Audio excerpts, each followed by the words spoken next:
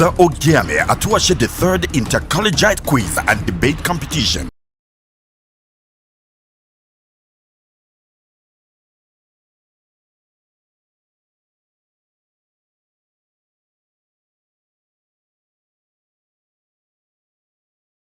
Don't miss out on exciting news, events, and more. Stay connected by following us on Facebook, YouTube, and Instagram at Atlantic Media and TV.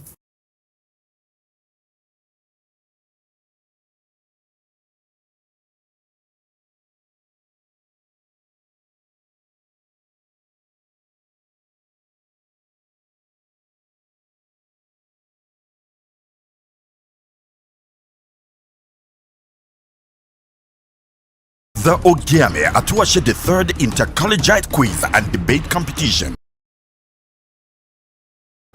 Ladies, gentlemen, boys, girls, and lovers of quiz and debate, a very, very lovely morning to you from wherever it is that you're viewing right about now. Super excited to have you on board. I'm your moderator, it's Rejoice Debekeme here. You are welcome to the tiebreaker round of your Ogiame Atuwatse third Inter-Collegiate quiz and debate competition.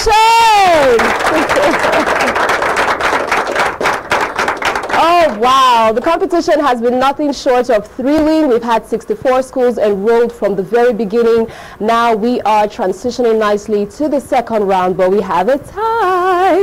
Yes indeed, some schools are moving on, some other schools, well, we're going to find out if they're going to make it or not. Everything boils down to today. So we have 4 schools locked in the tie for the quiz, and then of course we also have 5 schools locked in a tie for the debates. Who is going to rise? Who is going to take their stand? It all comes down to this moment. Are we ready? Yes, quiz master. One more time. Are we ready? Yes, quiz master. Then let the tiebreaker round begin.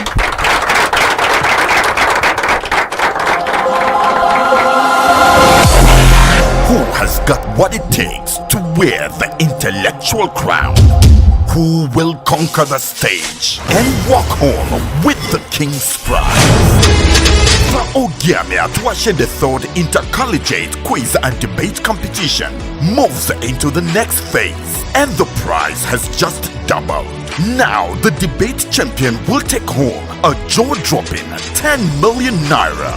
Likewise, the quiz winner a mind-blowing 10 million naira. And if we have a single winner in both categories, the winner takes home all 20 million naira. The Ogiame Atuwatse the third Inter-Collegiate quiz and debate competition is not just a contest, it is the clash of brilliance, strategy, and determination.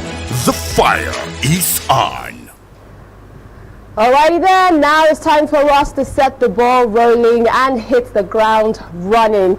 It is the prestigious Ogiame Atuwatse third Inter-Collegiate quiz and debate competition. Right now it is the tiebreaker round, and it's time for us to see how our contestants are going to do. But first of all, let's find out the schools represented here. For the F category, we have Ekpa Secondary School and Foster Model School. They are going to be battling it out intellectually right now. It's about speed, it's about accuracy, it's about intelligence. Let's see how they're going to do at the end of today's session. All right, contestants, how are you feeling? Very well, very good. Pumped up and good to go. Over here, how are you feeling? Nice. Okay, I like the energy already. All right, so if you're supposed to give your team a name right about now, for the tiebreaker round, what name are you giving your team?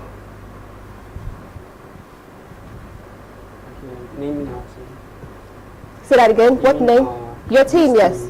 This team. This is a team. That's 2 of you working as a team, yes? What name are you giving your team?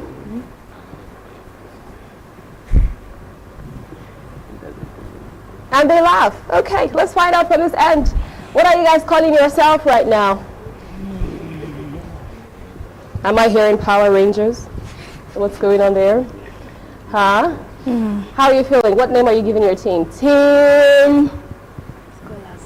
Team Scholars! I like the sound of it! have Team Scholars on there, okay, and then we have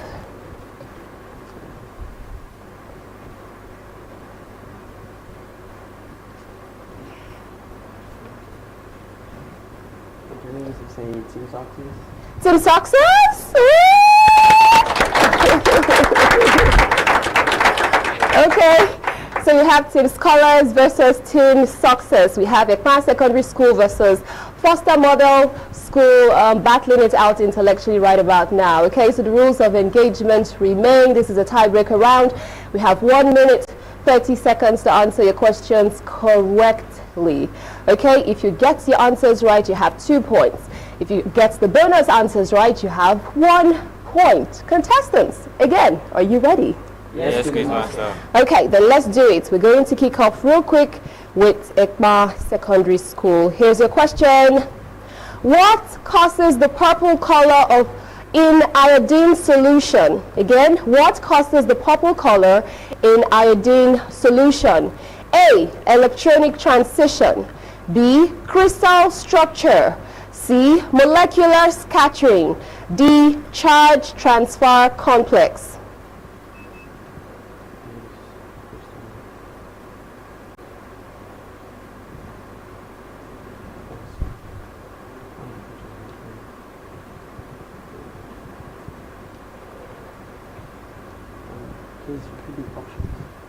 A, electronic transition. B, crystal structure. C, molecular scattering. D, charge transfer complex.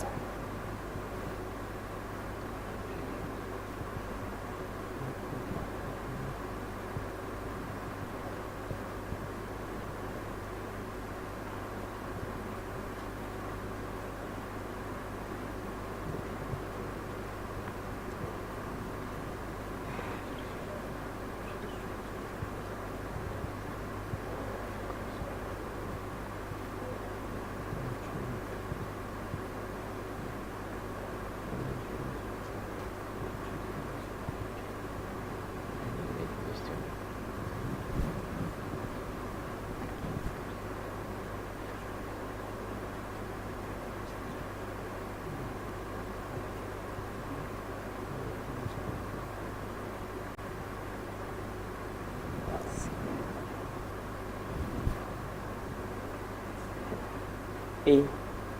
A, electronic transition. That is incorrect. Bonus to next school. C. C, that is also incorrect. The correct answer is D, charge transfer complex. Okay? Iodine forms charge transfer complexes with solvent molecules, creating the purple color. All right, now your question, Foster. What is the sum of the first 15 even numbers? A, 210. B, 225. 25. C, 240. D, 255.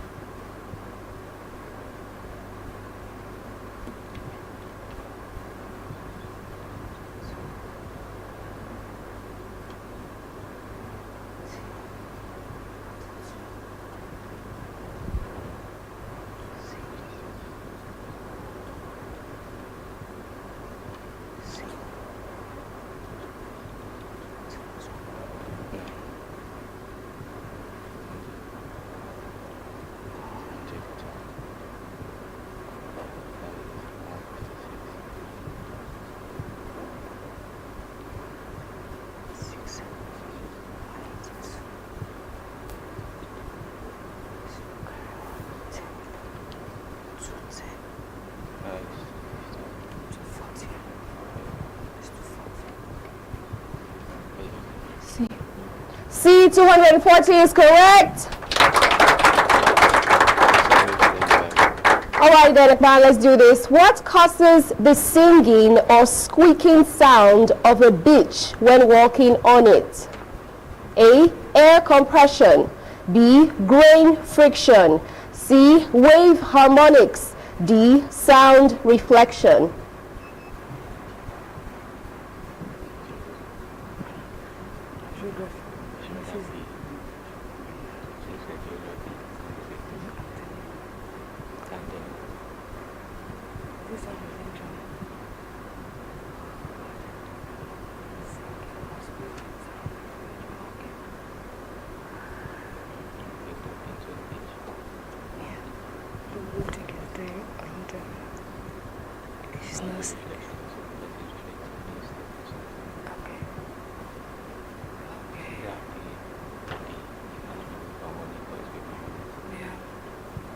Get a big fist.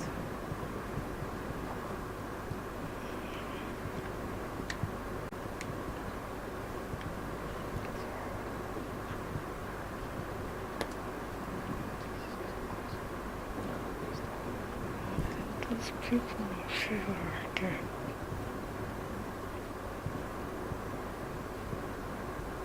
B. B, grain friction is correct. Oh my, if I were you, I would do better. It is a tiebreaker round right now for the competition. So when the contestants are doing beautifully well, you have to celebrate and applaud them. Can we try that one more time? Amazing. All righty then, Foster, here's your question. Who is the Secretary General of the United Nations? A, Antonio Guterres. B, Kofi Annan. C, Ban Ki-moon. D, Ngozi Okonjo-Iweala.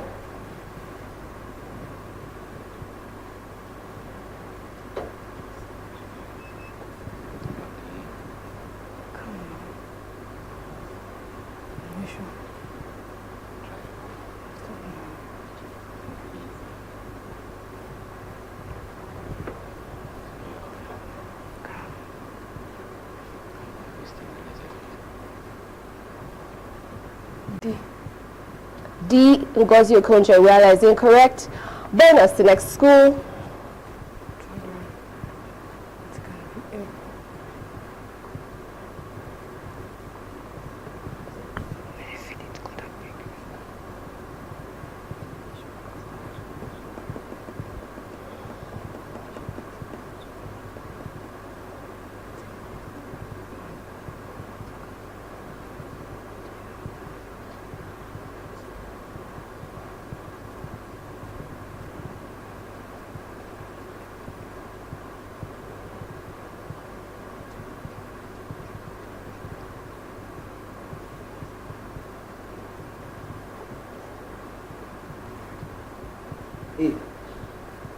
A, Antonio Guterres, that is correct.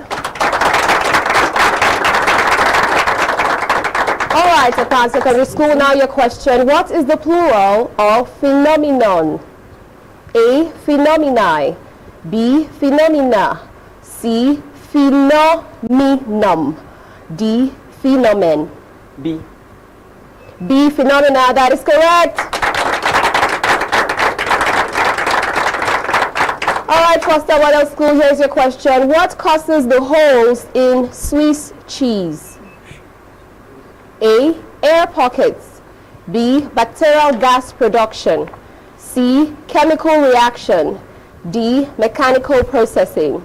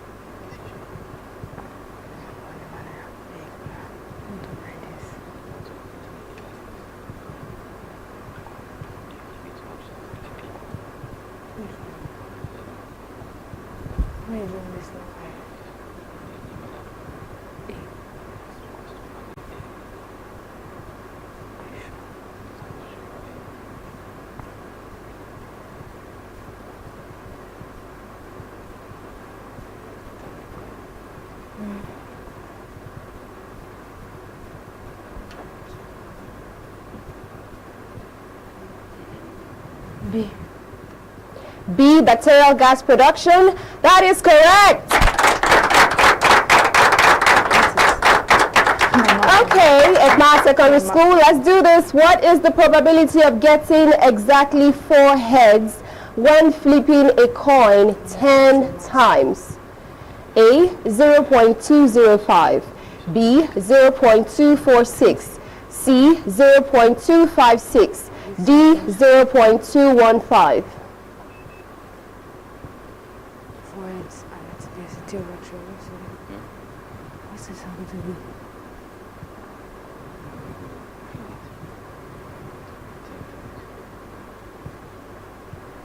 We have identity.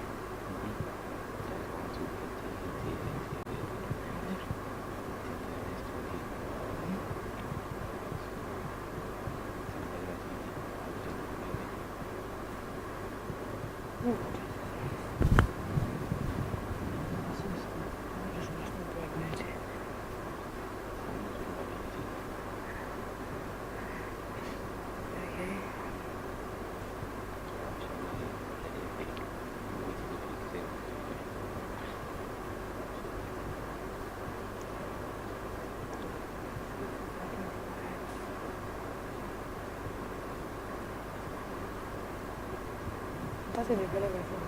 Can't go into 30. No, can't go into 30. Okay. And to be honest, I have to come as a point.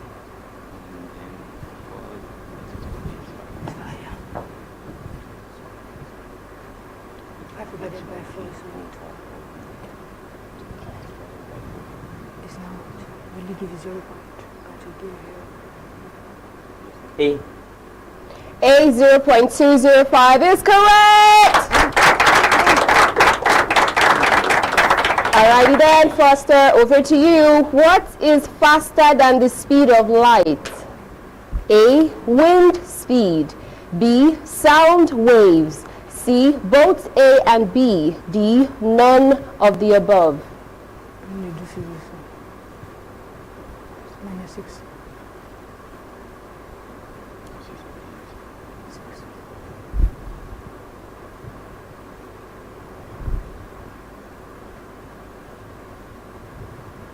Sound waves. Height.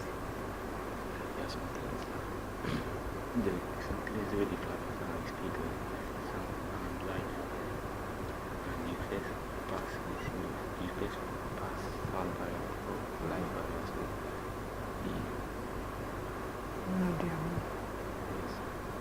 I'm not sure. Yeah, I know that I'm going I'm feeling good.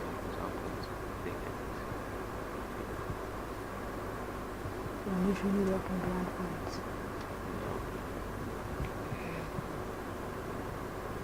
You sure it's not there? D. D, none of the above is correct! Okay, let's move on to Ekpan Secondary School now. Who is the current Secretary General of the Federation in Nigeria? A, George Akume. B, Femi Gbajabiamila. C, Lateef Oyekanmi. D, Femi Otedola.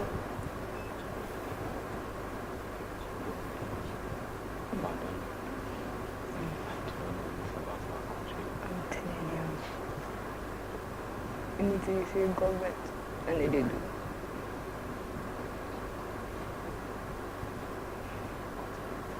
But the Latif are first.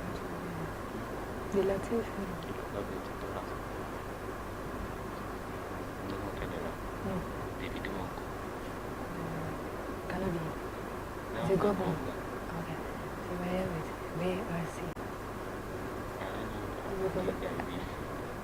I scanned through current affairs and I never said anything.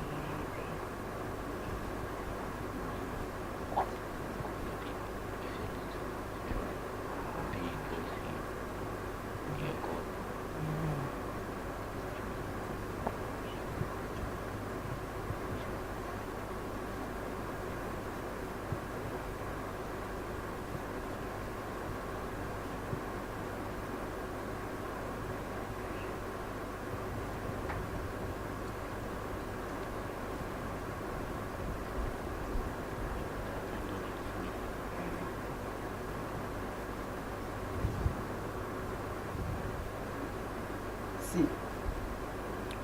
C. Latif Oyekami, that is incorrect. Bonus to next school. B. B. Femi Gbajabiamila is also incorrect. The correct answer is A. Judge Akume. He's currently serving as the Secretary General of the Federation of Nigeria. All right, Foster, here's your question. What type of clause is whatever you decide in I'll support whatever you decide? A. Noun clause. B. Adverbial clause. C. Relative clause. D. Conditional clause.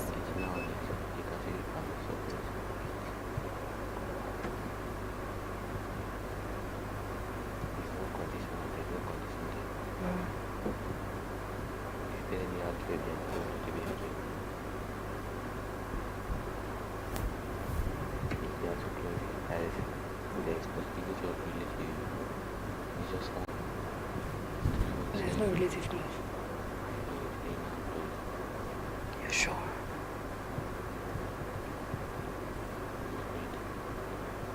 You're sure, Emmanuel?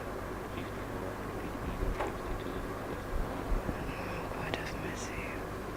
I was so bad.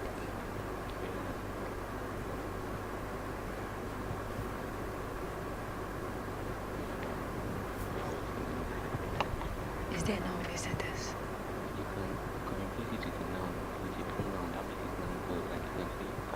Is it a pronoun?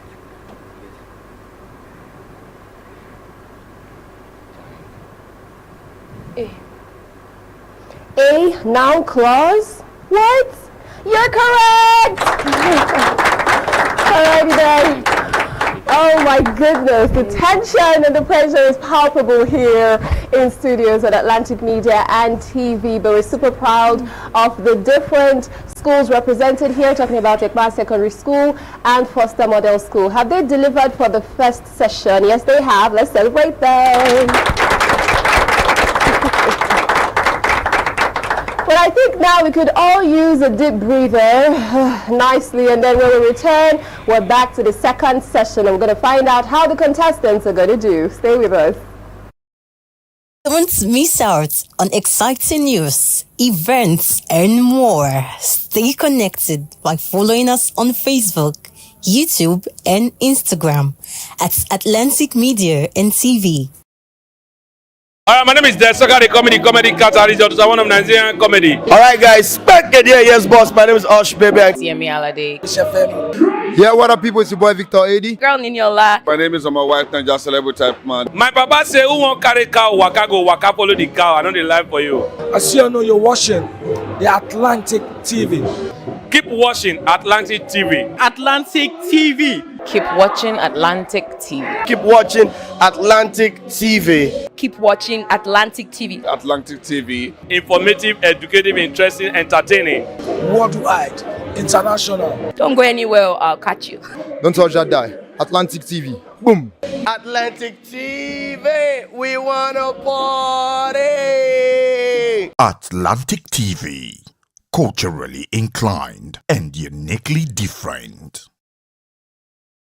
The Ogiame Atuwatse III Inter-Collegiate Quiz and Debate Competition is proudly presented by the Office of the Sole Representative of the Olu of Warri to the NMPCL in conjunction with Cora Care Foundation and proudly sponsored by Rukotech Integrated Services Nigeria Limited and Ali Innovative Nigeria Limited. Ruth Gender Foundation. Media partners Atlantic Media and TV Group, Cora Radio, Prime Gossip Gazette, and Udeoyokoro TV. Wow! 20 million naira up for grabs! Oh my god! The Ogiame Atuwatse III Inter-Collegiate Quiz and Debate Competition. The prize pool doubles from 10 million naira to a whopping 20 million naira. 10 million for the best in debate. We're back like we never left. This is the tiebreaker round for the Ogiame Atuwatse III Inter-Collegiate Quiz and Debate Competition. Yes! Oh my God. I can feel like hearts beating and racing really fast. right about now. I'm your quiz master and moderators, Rejoice Debekebe here. Between Foster Model School and Ekma Secondary School, we're going to find out who is going to transition nicely to the second round. So just one right answer can keep you ahead, and one wrong answer can cost you the spot. But I believe that you're going to stay sharp, you're going to stay confident, and you're going to give it your best shot. Contestants, are you ready? Yes, Quiz Master. Audience, are you ready? Yes, Quiz Master. Then let's get to it. Okay, we're going to kick off with Ekma Secondary School. Here it is. What creates the iridescence in opal gemstones? A. Crystal lattice. B. Silica spheres. C. Mineral impurities. D. Water content.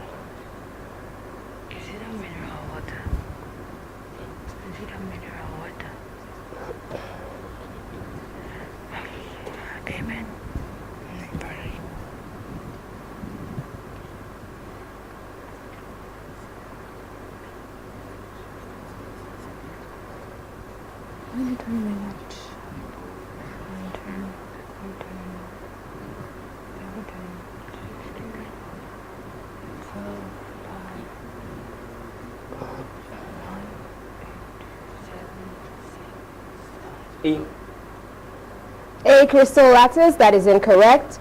Bonus to next school. C. C. Mineral impurities, that is also incorrect.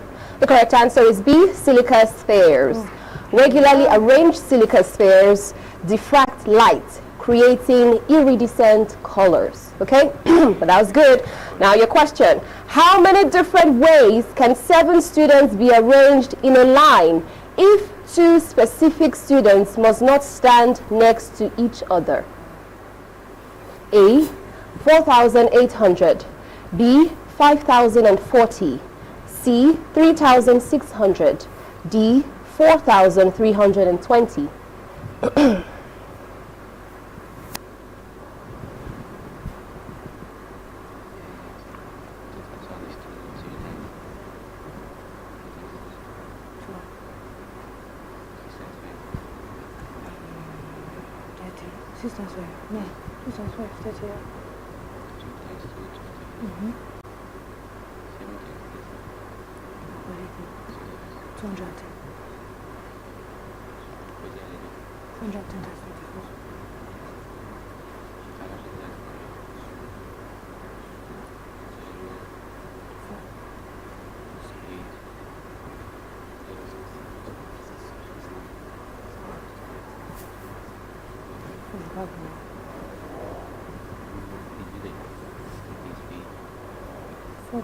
Four processes.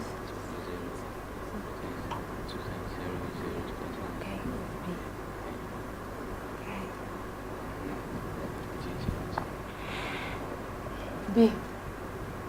B. 5,040 is incorrect. Bonus to next school.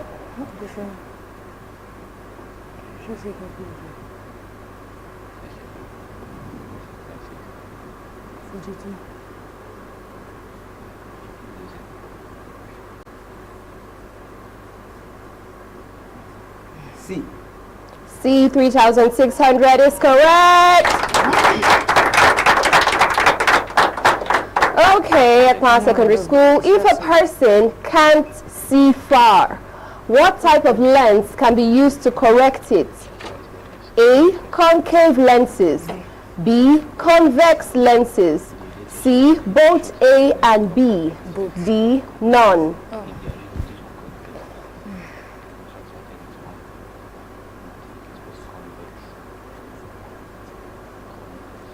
Convex, you sure? You sure?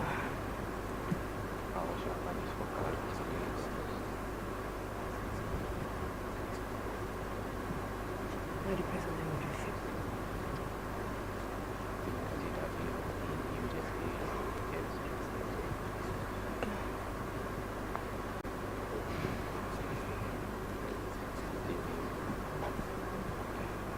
Look something calculated.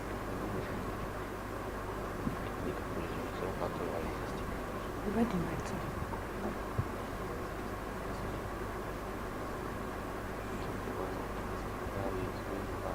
B.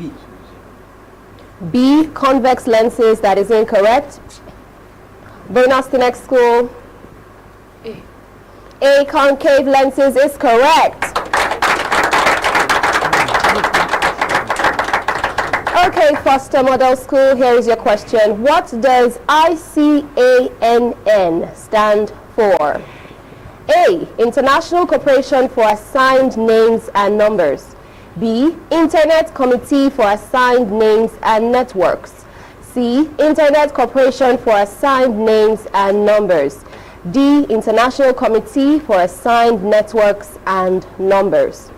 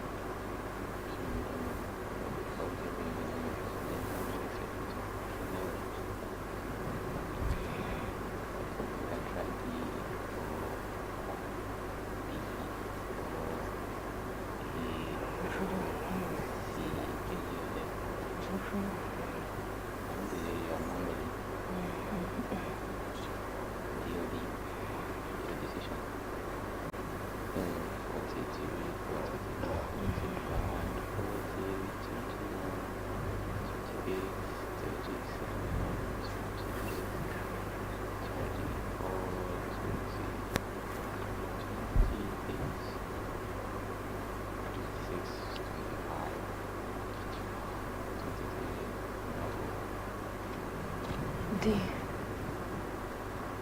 D, International Committee for Assigned Networks and Numbers is incorrect.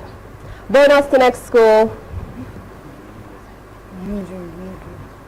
Shut up. No. You're just literally annoying. You know if they actually look at this homework, you are friends. Are you even taking this in serious?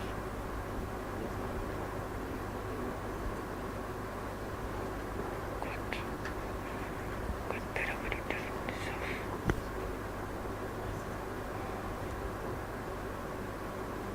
C. C, Internet Corporation for Assigned Names and Numbers is correct.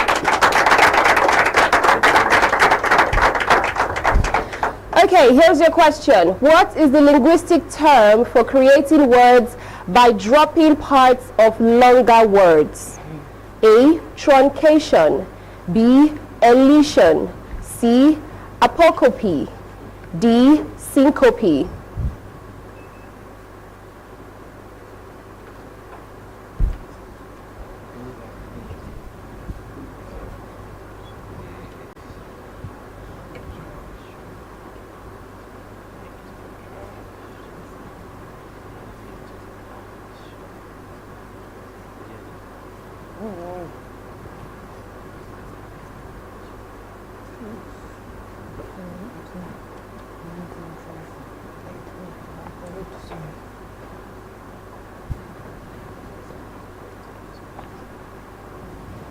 Just pick one already.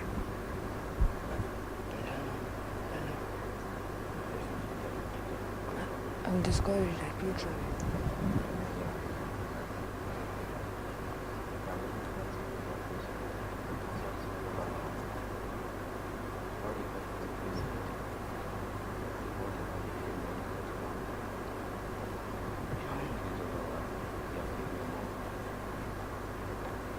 I've been my head for some time.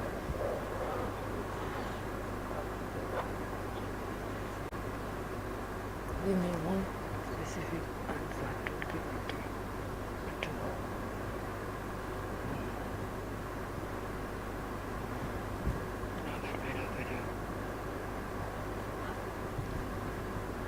Two. A, truncation is correct. Okay, Foster Model Schools, let's hear it. What causes the chalky taste of antacid tablets? A, calcium carbonate. B, magnesium hydroxide. C, aluminum hydroxide. D, sodium bicarbonate. Ah, shit, that's motherfucker.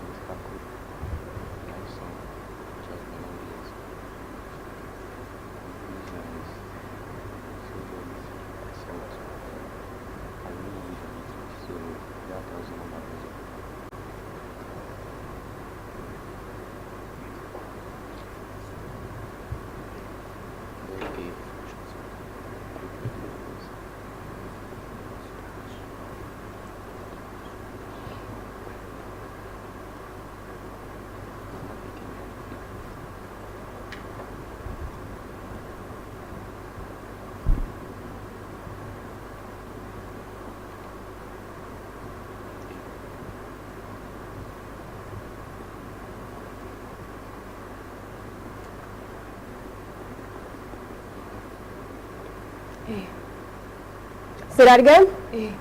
A, calcium carbonate is correct. Okay, Advanced Secondary School, over to you. What is the name for numbers that equal the sum of their proper divisors? A, perfect numbers. B, amicable numbers. C, abundant numbers. D, deficient numbers.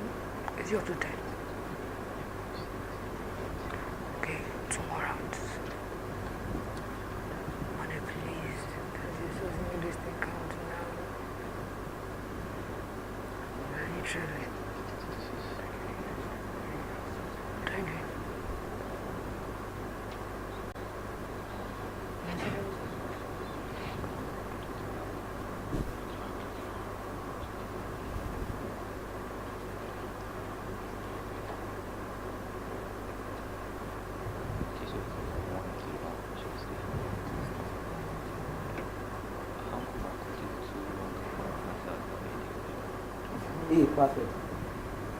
A, perfect numbers. Oh man, that is correct. Okay. Alrighty then, let's hear it, Foster. What causes the halo around street lights in foggy conditions? A, light reflection. B, light refraction. C, light diffraction. D, light scattering.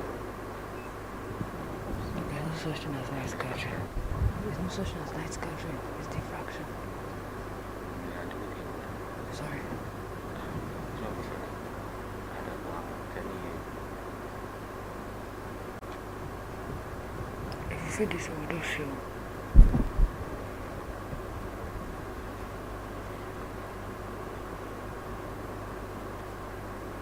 What is diffraction?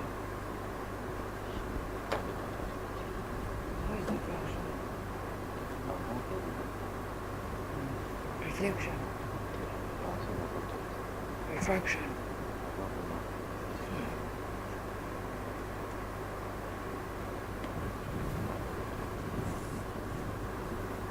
Reflection is like this, refraction is something so whatever. Reflection, I mean?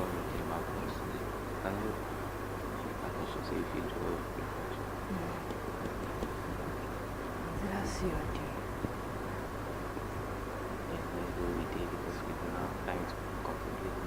Have you ever heard of light scattering?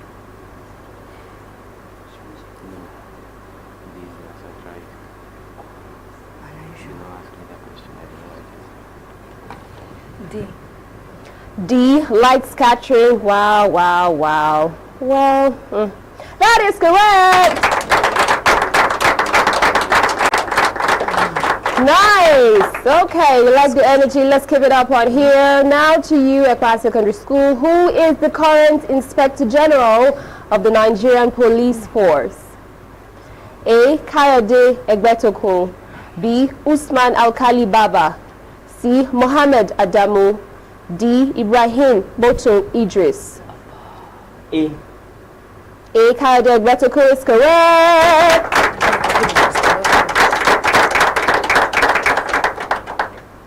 Okay, are you ready for your question? Yes, Quiz Master. Foster Model School, let's hear it. Are you ready? Yes, Quiz Master. This is the final question for this tiebreaker round. This is it. What is the plural of radius? A. Radian. B. Radiuses. C. Radii. D. Both B and C.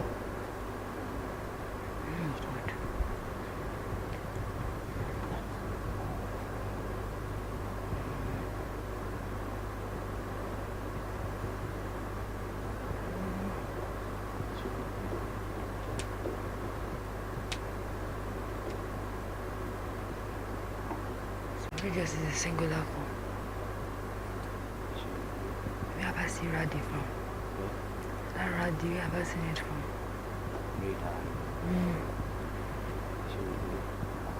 You sure?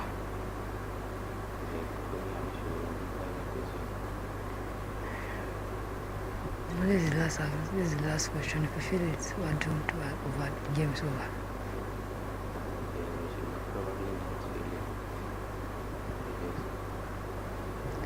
You're sure you say?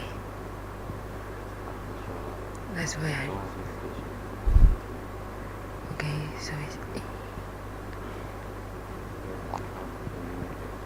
I know. I'm tense right now.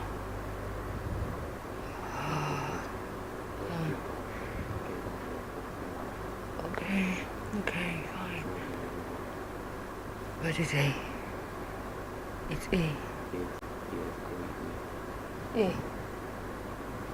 A. Radian is incorrect. Bonus to next school. C. C. Radii is also incorrect. The correct answer is D. Both B and. Say that again. What answer did you give now? I said C. You said C, yes. So the correct answer is D. Both B and C is the correct answer, right? So while radii is the mathematically accepted plural or radius, radiuses is also accepted as it is commonly used in English. Okay, so we have two of them there that are actually correct. Alrighty then. Oh my. Can we celebrate them?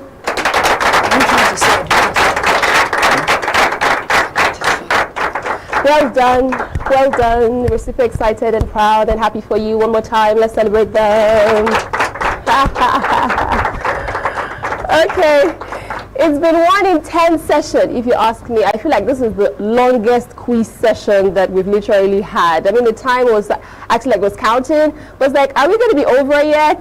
20 minutes felt like 2 hours, literally, because of course the pressure, how intense it has been. But they have pulled through and they have delivered excellently for their schools, representing on their amazing. It's the tiebreaker round for the Ogiame Atuwatse third Inter-Collegiate quiz and debate competition. When we get back, we're going to find out who is proceeding to round 2. Stay with us.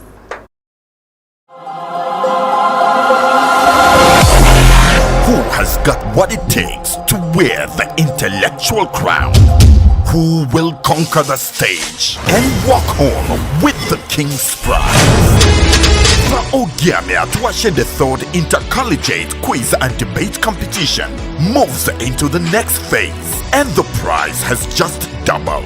Now the debate champion will take home a jaw-dropping 10 million naira. Likewise, the quiz winner, a mind-blowing 10 million naira. And if we have a single winner in both categories, the winner takes home all 20 million naira. The Ogiame Atuwatse III Inter-Collegiate Quiz and Debate Competition is not just a contest, it is the clash of brilliance, strategy, and determination. The fire is on. The Ogiame Atuwatse III Inter-Collegiate Quiz and Debate Competition is proudly presented by the Office of the Sole Representative of the Olu of Warri to the NMPCL in conjunction with Cora Care Foundation, and proudly sponsored by Rokotech Integrated Services Nigeria Limited and Ali Innovative Nigeria Limited. Ruth Gender Foundation. Media partners Atlantic Media and TV Group, Cora Radio, Prime Gossip Gazette, and Ugeoyokoro TV.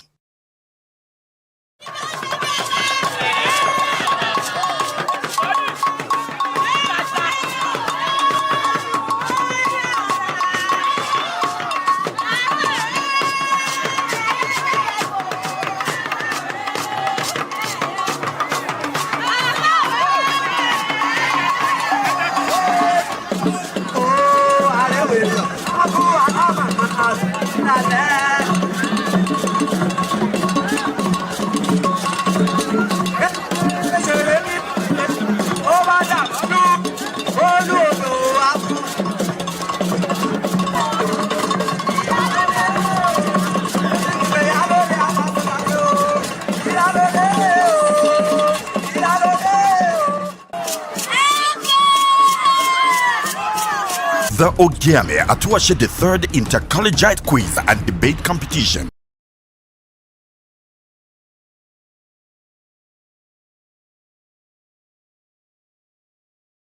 This is still the tiebreaker round for the Ogiame Atuwatse III Inter-Collegiate Quiz and Debate Competition. Brilliance, intellect, strategy, logic, quick thinking. Wow, everything at display here for this particular session, especially because it's a tiebreaker round. We have had two schools that have been on the hot stand for the last couple of minutes, and they have done pretty well. We have Foster Model Schools and Ekma Secondary School.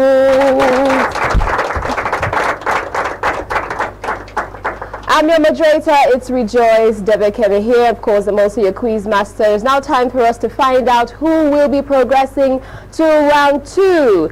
So, let's get to the score sheets. For Foster Model School, they came through with a total of 13 points. And for Ekma Secondary School, they totaled 15 points.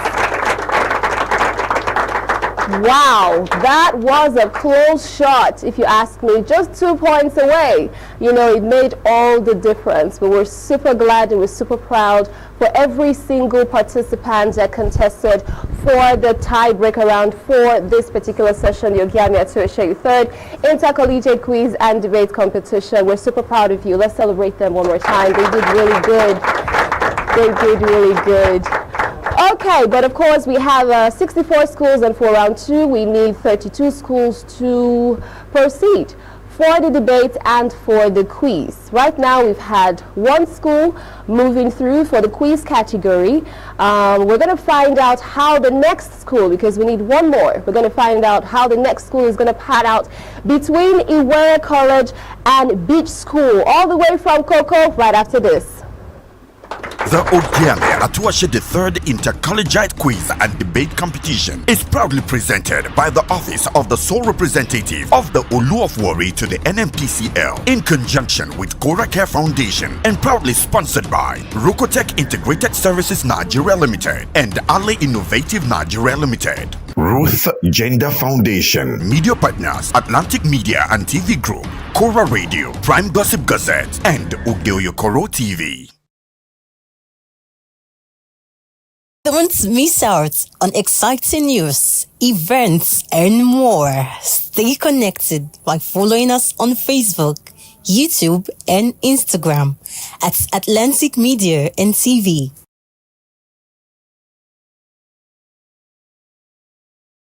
Hello and welcome to Atlantic Media and TV, where we're culturally inclined and of course we're uniquely different. I'm your host, Amri Joyce Debekeme, and today we are shining the spotlight on something truly amazing that is shaping young minds across Delta State in Nigeria. It's the Ogiame Atuwatse III Inter-Collegiate Quiz and Debate Competition. This is a platform that is grooming the next generation of intellectuals, of critical thinkers, and of course public speakers. Today joining me, I have one of the key minds that are driving this initiative. That's the Ogiame Atuwatse III Intercollegiate Quiz and Debate Competition. He is the Executive Secretary, Cora Care Foundation. He's also the team lead and director for the Ogiame Atuwatse III Quiz and Debate Competition. None other than Mr. Toya Coker. Thank you for having me. It's so good to have you. Thank you. Thank you. I'm grateful. Thank you. Okay, so let's talk about this initiative and let's talk about this competition that is the Ogiame Atuwatse III Intercollegiate Quiz and Debate Competition for this year 2025. This is the maiden edition. Can you share with us what the vision is, what the mission is, what the motivation is behind the competition? All right. If you happen to estray the worried child, I would have to put it that way, the worried child. A lot of people have a different mindset about the product from the worry kingdom. And we intentionally choose to do this to foster intellectual growth among our children, so people don't look down on them, to ensure that our children, we want to showcase the children to the international world, to let them know that the children we have, they are children that can stand the international audience and stand to compete with the contemporary, wherever they find themselves. So we decided to have this happen this year, 2025, which has been in our heart ever since before now. But we said, okay, 2025 is the best time to start up. Let us promote our children. Let us showcase our children. Let the world see what the worried child can do. Beautiful. Interesting. Now, the competition has already had a lot of buzz across social media. It's already gaining momentum and all of that. What would you say is the impact on the children, that's the students, the participants, the schools, and then the communities at large? Well, it's been very progressive. If you observe very well, you will also notice for the kids, every one of them, you notice a difference with their response, with their reaction, with their fight. I'll use the word fight. You notice there's a change, there's a progressive statistics to show their response from the very first round. Excuse me. From the very first time they ever came out to have a competition with the first school they had, and you compare it with the second, you see there is a growth. Their confidence has actually increased. Their stature, their speaking language, everything has actually increased. It's not like as it used to be. Same way for the schools. We notice for the schools that are here, the ones invited and others that we believe they'll be watching, we realize that all of them, they've been able to have unity among themselves, where we see schools relating with other schools. If you need to, we have a WhatsApp communication group where we've seen schools communicate with themselves, which I doubt if it has ever been like that. Even if it has ever been like that, it's not as compared to what it is now. So if I want to answer your question, I would say of a truth, there have been a progressive growth among the students, among the schools, and even the community. You see some schools are coming as far as Saple, Some are coming as far as Cocoa. A lot of them are meeting themselves here in Warri. They've been in a relationship with some persons. Some persons from as far as Cocoa has always wished to be in Warri just because of the competition. So I would say the impact has been very impressive. It's beyond what we ever imagined or thought, but it's good. How would you describe the level of competition so far? Can you say that the students are meeting up with your expectations, or they're even exceeding your expectations? I would rather say they've exceeded our expectation. You see, at first we had a concern, how will the children express themselves to the international audience? We had that as a very big concern. Are we exposing our fallout? Are we exposing our weak point? But what we saw the first round, it was really impressive. You see the children, they came out with their chest wide open and they're ready to say what they want to say.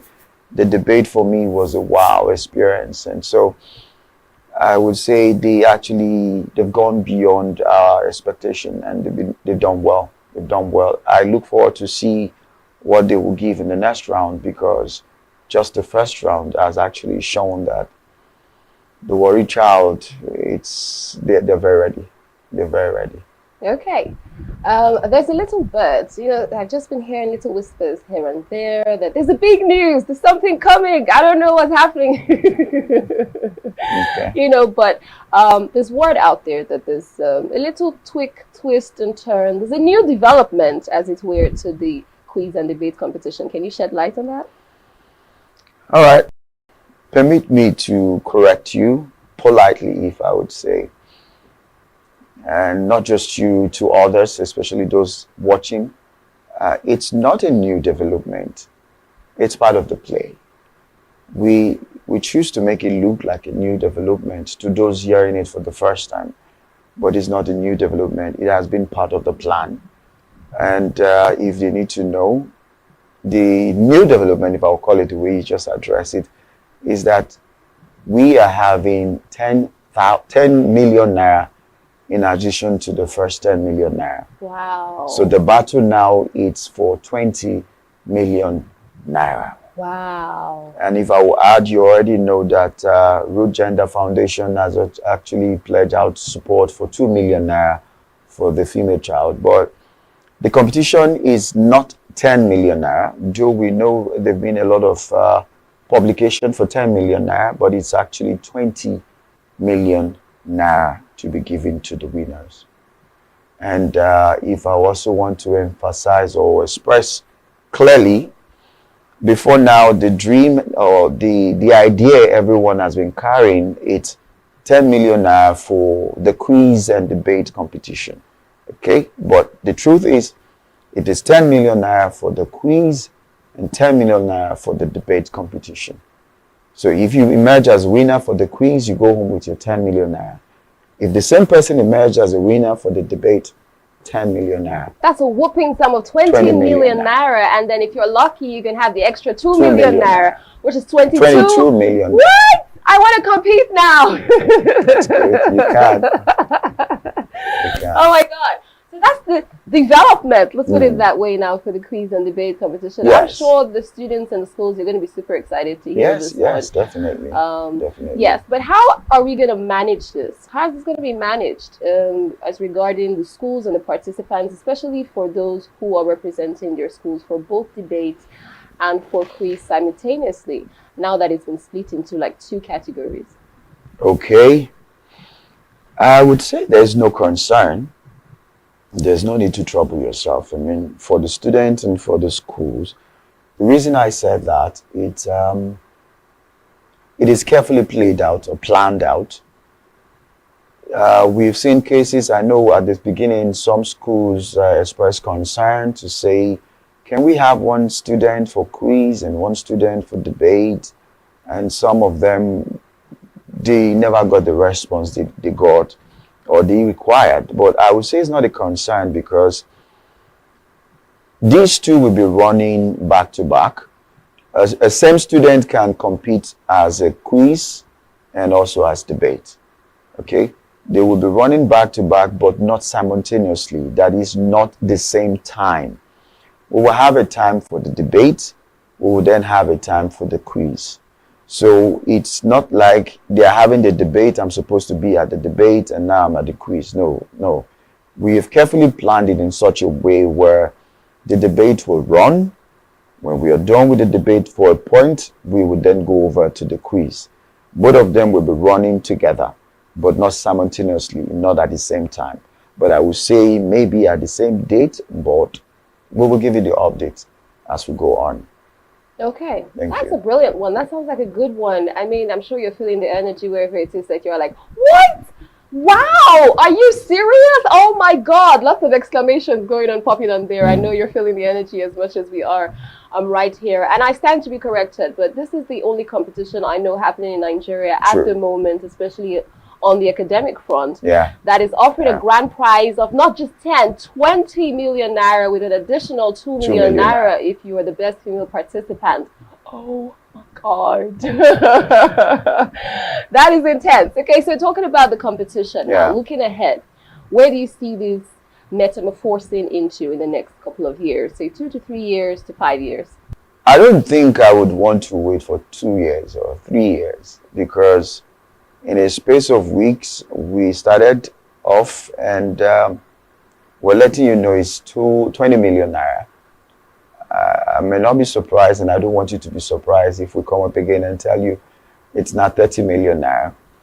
So if the very first audition we have a whopping sum of 22 million naira to be given out, I can tell you 2026, you might have some great amount of money to be given out to the kids. So I would say in another 1 year, if I want to answer your question, in another 1 year, 2 years, it will never be like the same. There will always be an upgrade. We would definitely want to do something that will encourage the children to pay attention and give attention to their studies. You know, the slogan that came up a few years ago, it has really affected a whole lot of children, where they say school, not scam. And so we want to ensure that you can pay attention to your studies, you can face your studies and still make some good money. You know, a whole lot of competition that has been across the nation and even outside the nation, it's not really in support of academics directly. You have to do some stuff before you can win this kind of amount of money. But I can trust the Ogiame Atuwatse, the third competition, quiz and debate competition, that every year as we progress, it will be far better than the former. That I can tell you. Wow, that's good to hear. That's truly applaudable, if you ask me. Now, to the student who's listening, or to the child who's listening, who has not yet engaged or participated for the competition at all, there's probably just watching, because this is global, this is online, different social media platforms. What's your word of counsel or advice to that child? Life is progressive, okay? The fact that you are not part of the competition now in 2025 doesn't stop that you can be there in 2026, okay? So if you're watching and you're not part of it right now, just be patient. You'll definitely be part of it sometime to come. It might just be you sitting here tomorrow to have compete representing your school. And so I would advise you just remain patient, but at the same time be positive. Have your head straight up that 2026 I'm coming over to this competition, and I'm not just coming to be a participant, I'm coming to go home with the money. Yes, I like the sound of that one. Indeed, you can say, I came, I spoke, or I contested, and I delivered. That should be your testimony, right?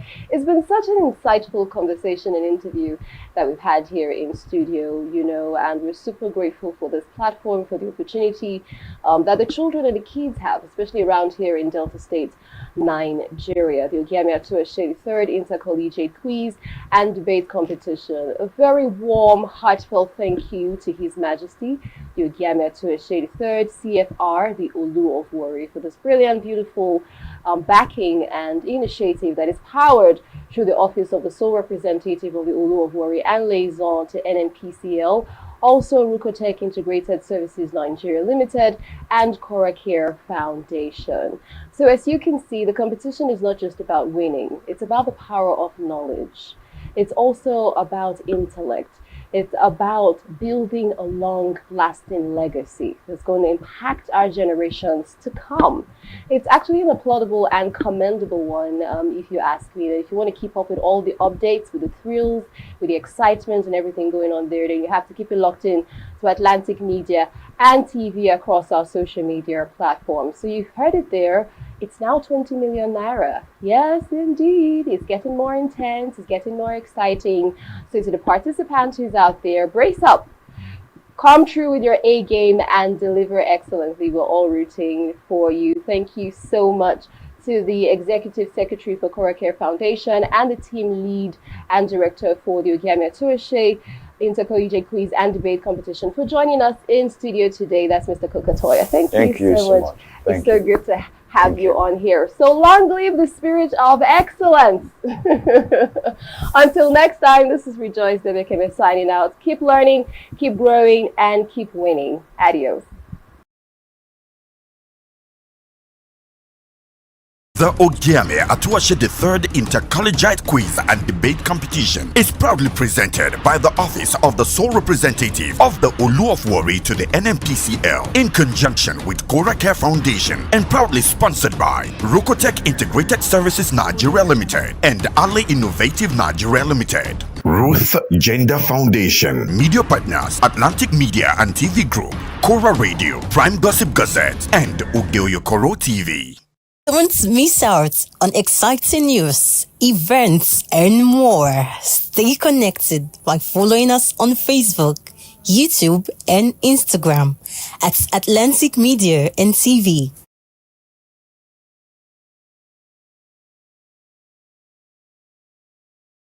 The Ogiame Atuwatse III Inter-Collegiate Quiz and Debate Competition. All things are bright and beautiful on here for the Ogiame Atuwatse III Inter-Collegiate Quiz and Debate Competition. We just finished the first session right now and it was pretty much intense going on there. But yes, we have from Group F. Ekpa Secondary School is progressing nicely to round 2. And we're also super excited for Foster. They came through and they delivered excellently and brilliantly as well. Can we celebrate them one more time? So out of the 32 schools that are moving on to round 2, we have 31. We need one more to go.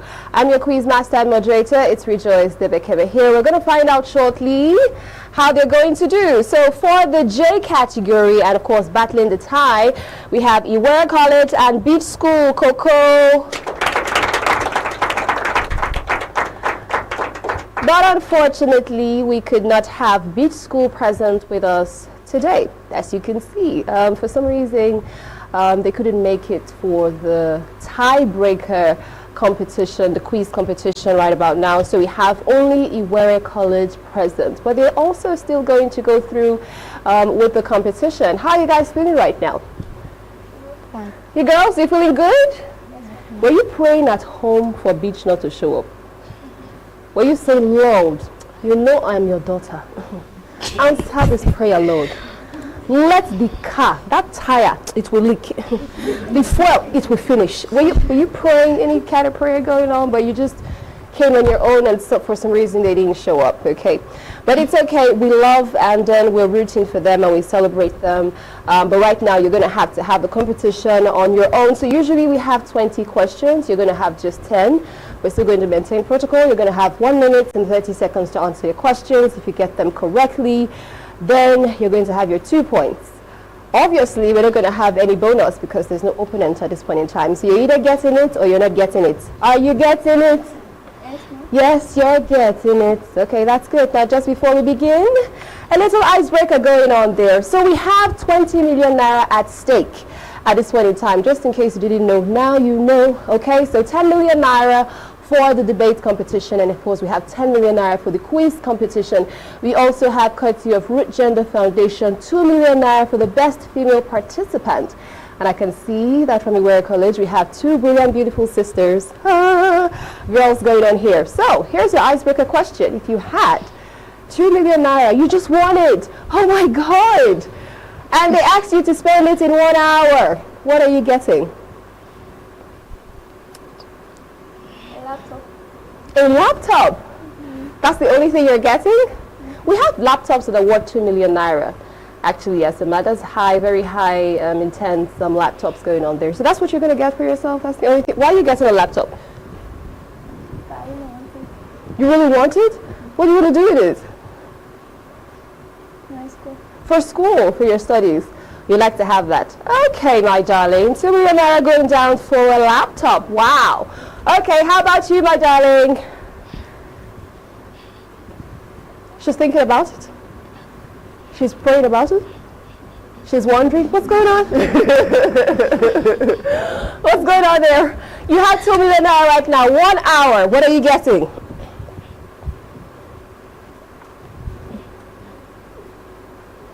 She doesn't know.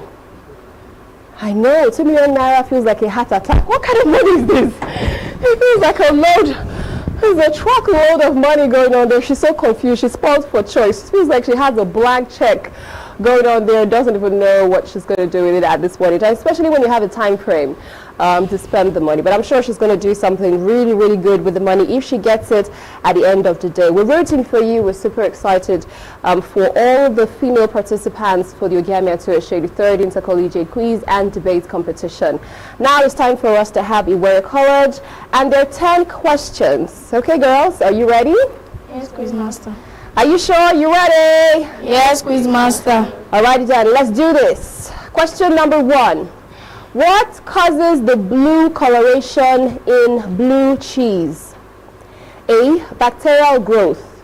B. Milk protein. C. Mold pigment. D. Mineral reaction.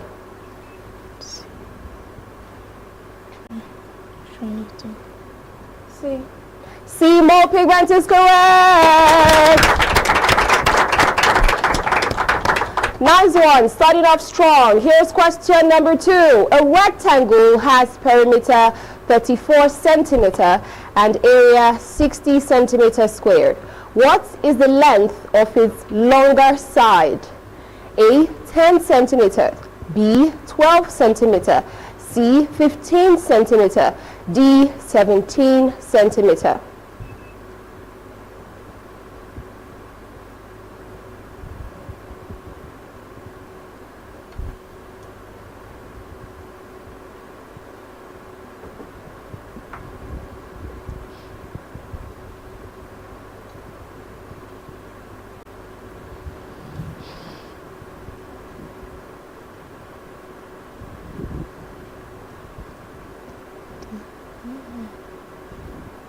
D. 17 centimeters. D. 17 centimeter. That is incorrect. The correct answer is B. 12 centimeter. On to the next question. What phenomenon causes the dancing northern lights to appear to move? A. Atmospheric waves. B. Magnetic field changes. C. Solar wind fluctuations. D. Earth's rotation.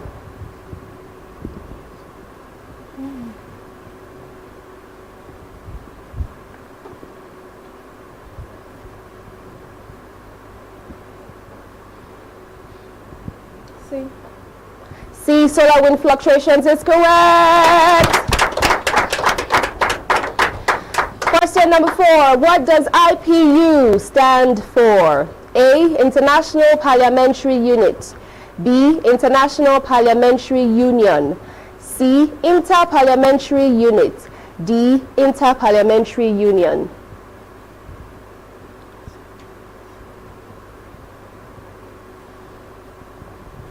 C. C, Inter-Parliamentary Unit is incorrect. The correct answer is D, Inter-Parliamentary Union. That was a close one there for you, but you are trying. Next question. What stylistic device intentionally juxtaposes opposing ideas for effect? A, juxtaposition. B, antithesis. C, opposition. D, contrast.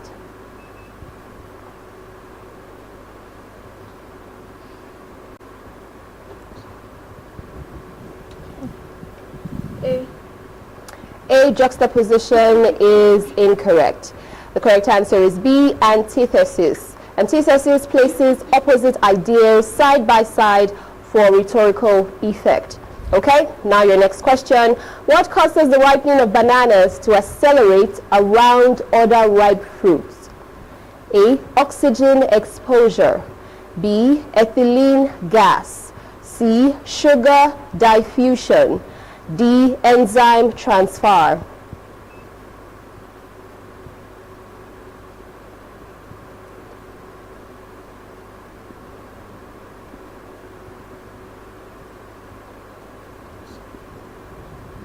C or D, anyway. D. Say that again? D.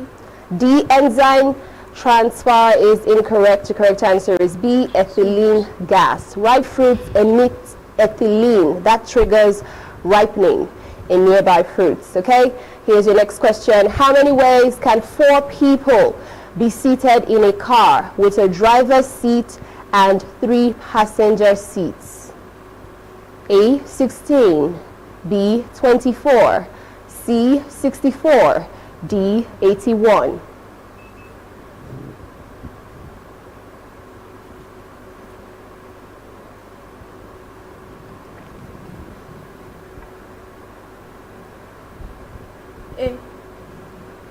A, 16 is incorrect. The correct answer is B, 24. Okay? Your next question here is, what causes the squeaking sound when walking on snow? A, air compression. B, crystalline fracture. C, friction resonance. D, thermal expansion.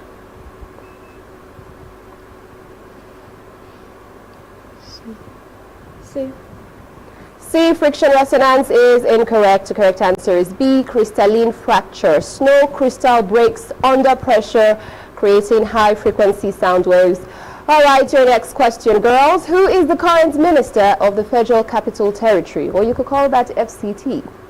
A, Godswill Akpabio. B, Ben Akume. C, Nyesom Wike. D, Nasir El-Rufai.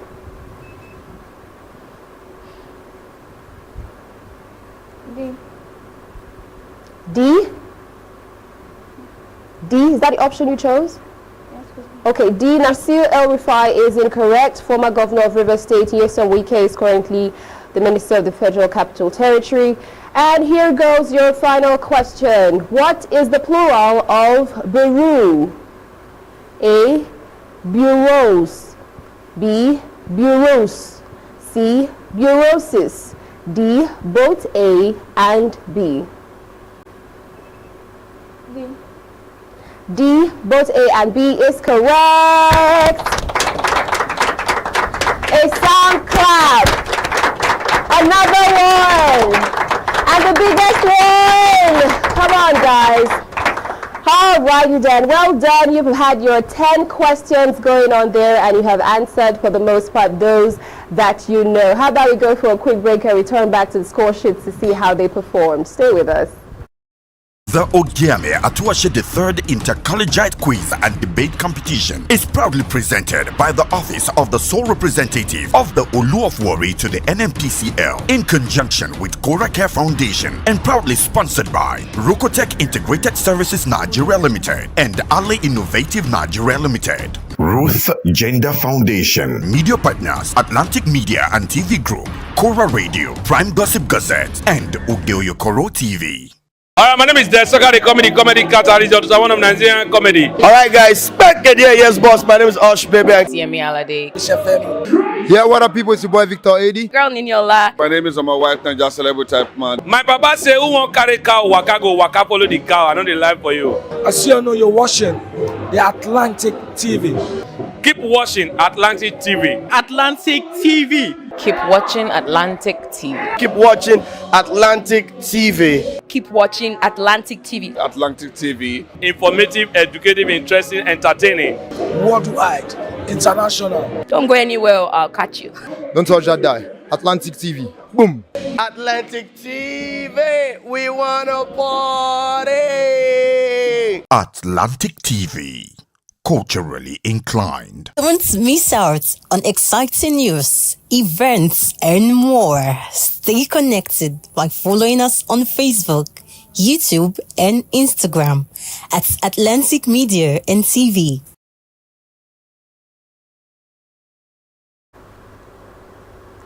This is the part where we have the results for the category for Group J. We're supposed to have Iwere College and Beach School all the way from Koko. But right about now, we had only Iwere, College present here on studio for the tiebreaker for the Ogiame Atuwatse 3rd Inter-Collegiate Quiz and Debate Competition. Now to the result sheets real quick. I'm your moderator and quiz master. It's Rejoice Debekene here. We have Iwere totaling 6 points. They have tried and then they have done well. I mean, you have all showed up like the champions that you are, but you know that we're going to have only 2 schools, especially from the quiz category, joining the other 30 and then of course moving to round 2. So for the 2 schools that have made it right now, joining the other 30 for round 2, we have Ekma Secondary Schools and Iwere College. Let's celebrate them.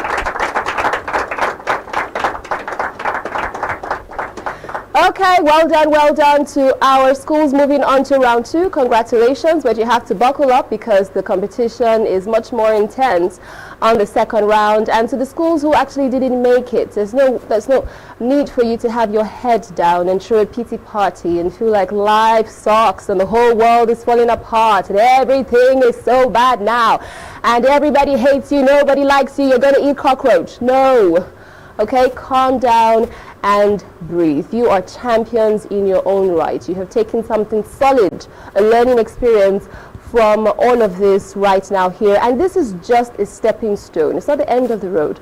It's just a stepping stone for you. We love you. We celebrate you. We're proud of each and every one of you. And we can't wait to see you glowing, shining brilliantly, and of course doing very, very well and successfully, right? This is it for the quiz competition. That's the tiebreaker here for the Ogiame Atuwatse 3rd Inter-Collegiate Quiz and Debate Competition. But it's far from over because when we return from the break, we're transitioning nicely into the tiebreaker for the debate. Wow, we have 5 schools, but we need only 2 progressing to the next round. Who are they going to be? We're going to find out shortly. Stay with us.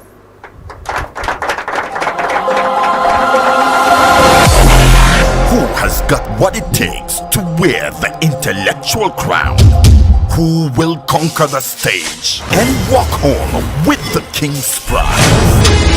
The Ogiame Atuwatse 3rd Inter-Collegiate Quiz and Debate Competition moves into the next phase, and the prize has just doubled. Now the debate champion will take home a jaw-dropping 10 million naira. Likewise, the quiz winner, a mind-blowing 10 million naira. And if we have a single winner in both categories, the winner takes home all 20 million naira. The Ogiame Atuwatse 3rd Inter-Collegiate Quiz and Debate Competition is not just a contest, it is the clash of brilliance, strategy, and determination. The fire is on. The Ogiame Atuwatse III Inter-Collegiate Quiz and Debate Competition is proudly presented by the Office of the Sole Representative of the Olu of Warri to the NMPCL in conjunction with Cora Care Foundation and proudly sponsored by Rokotech Integrated Services Nigeria Limited and Ale Innovative Nigeria Limited. Ruth Gender Foundation. Media partners Atlantic Media and TV Group, Cora Radio, Prime Gossip Gazette, and Udeoyokoro TV.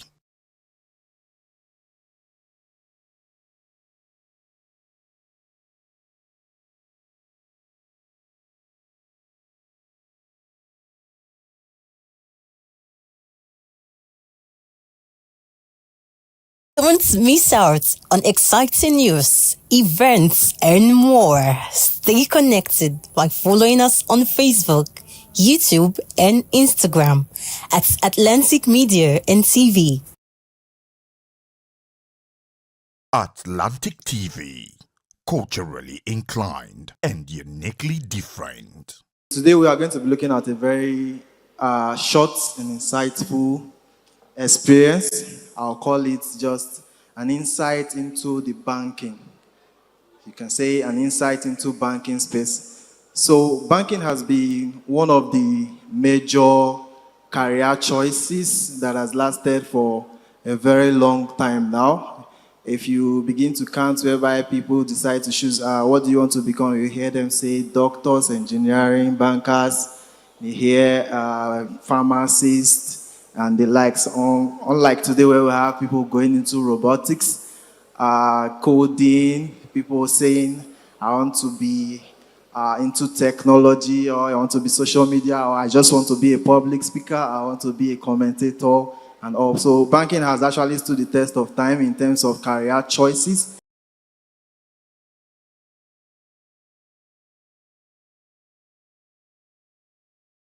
Wow! 20 billion naira up for grabs! Oh my god!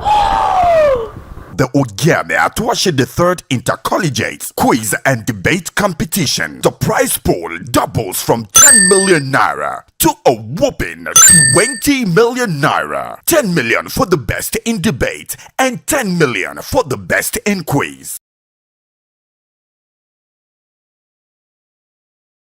Atlantic TV, culturally inclined and uniquely different. Today we are going to be looking at a very short and insightful experience. I'll call it just an insight into the banking. You can say an insight into banking space. So banking has been one of the major career choices that has lasted for a very long time now. If you begin to count whereby people decide to choose, what do you want to become? You hear them say doctors, engineering, bankers, you hear pharmacists, and the likes. Unlike today where we have people going into robotics, coding, people saying, I want to be into technology, or I want to be social media, or I just want to be a public speaker, I want to be a commentator. And also, banking has actually stood the test of time in terms of career choices. And then today we'll have the opportunity to go through what the banking system entails. It goes more than just depositing and withdrawing money. Okay, I'll just consider this a rare opportunity. I'll have to just thank the collaborators and then the sponsors of this show before I begin shortly. Now, what is banking? Now, a banking career refers to any position within the banking industry. And then what we are going to look at today is how the banking industry works, and then some of the tips and how you'll be able to choose a career in banking. Now, I just quickly want to note if there are anybody who wants to be a banker in the house, if you want to go into banking, can you just wave your hand so that we'll know? Okay, that's very wonderful. So I would just encourage you to just listen attentively. You might learn a thing or two from this exposition. Now, if you're looking into a banking job, it is important that you understand the pros and cons in the banking industry, and then the career paths that are also available to you. Today we will explore what banking careers entails, the reason to pursue one, and then the primary types of banking jobs, and then the steps you have to take to start a career in banking.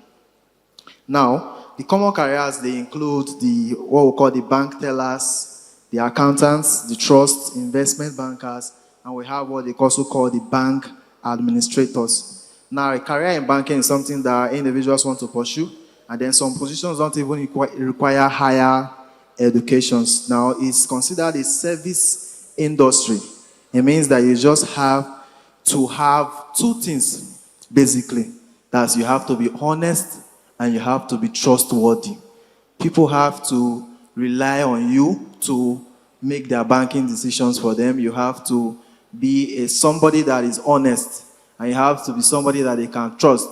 If you are not honest, and then if you are not trustworthy, I would just advise you to just keep out of the banking space, because it involves a lot of transactions that require your confidentiality, and then you also have to maintain your integrity as the person and out of the company that you represent. Now, I would tell you my own personal experience of why I wanted to become a banker, but I'll just try and give you a short version of it. Now, there are so many reasons people want to pursue money, but mine personally was I like money. And one thing with this generation is that for so long we've actually ignored what financial literacy actually means, and how we handle money and how our forefathers handled money are quite different. I was somebody that was inquisitive enough to ask the tough questions. Okay, why are we having these conversations about money? And then why don't we have enough money? And why is it that my grandfather would always boast and say, 100 naira was enough for me to buy this farmland, and then you now see 100 naira today will not buy you a pack of Tom Tom. So I had this inquisition, and then I decided to pursue a career in banking. There are other reasons that, of course, I will also tell you. There is money in banking, and then it has competitive salaries. You have great job benefits, which include medical insurance, paid annual leave, and the likes. And then you have a wide range of positions. In banking, you have people that are into accounting, relationship management, and then you just have the tellers. You have people that are into asset and management, that's the likes of investment banking. And then you also have a good working condition.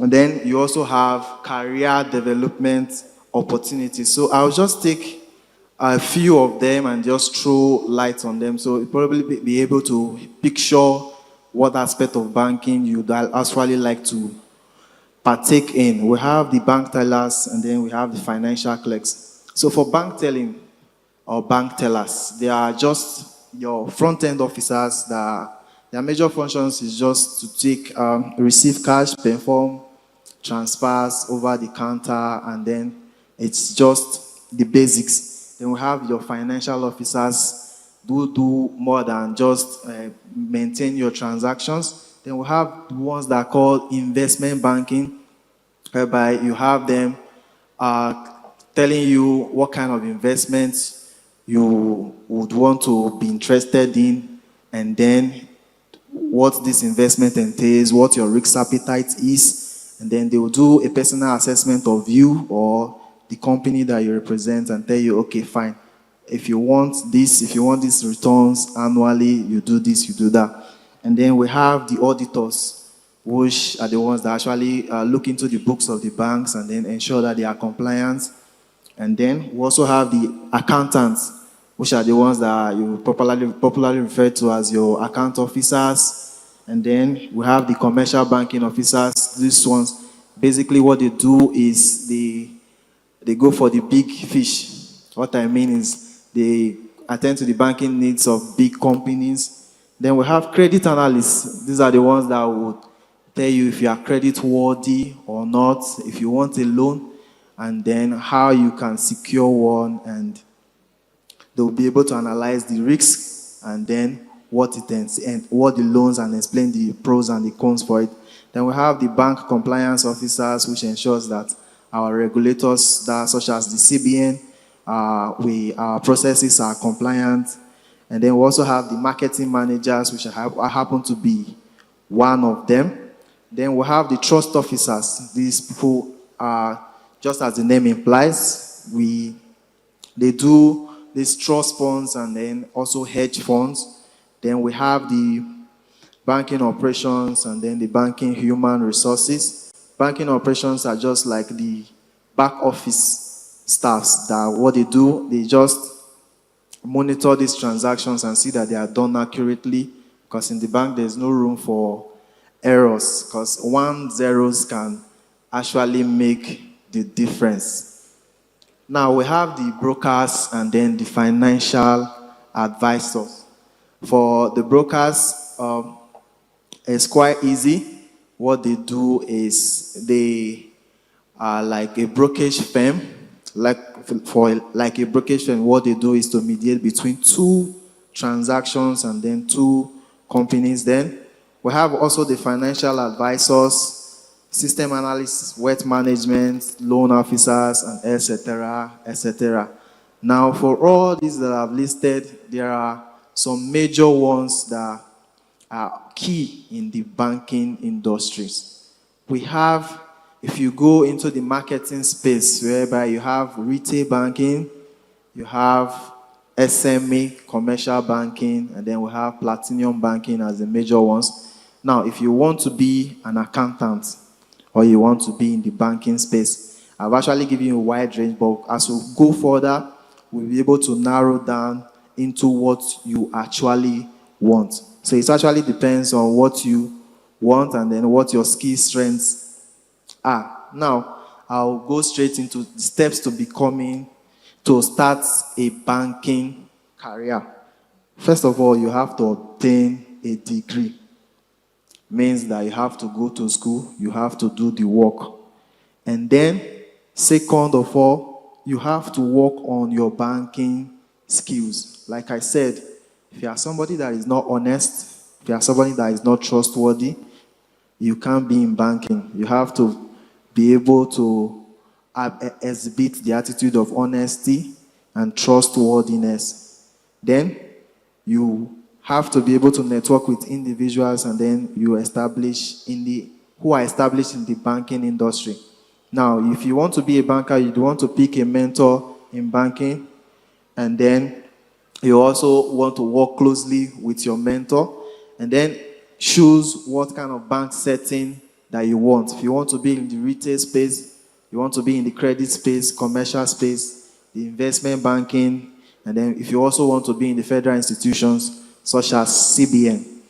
Now, the other steps is for you to apply for a loan, and then you also consider a higher education. Now, I will round up by saying the tips for choosing a banking career. First of all, you determine what you are good at, then you decide what specialty you want. Specialties are the accounting, the insurance, sales, financial advising, and then corporate banking. And then the final one I will say is, if you want to be in banking, banking offers these internship programs, popularly known as these ITs. You can say, okay, fine, for this particular period, 6 months to 1 year, let me even see what the banking space looks like. You can just apply for an internship positions and then see what your strengths and your weaknesses in the actual jobs. It gives you a sense of belonging. It gives you a sense of your own responsibility when you actually become a banker. So that will be my time. Thank you very much. Put your hands together for him. Atlantic TV, culturally inclined and uniquely different.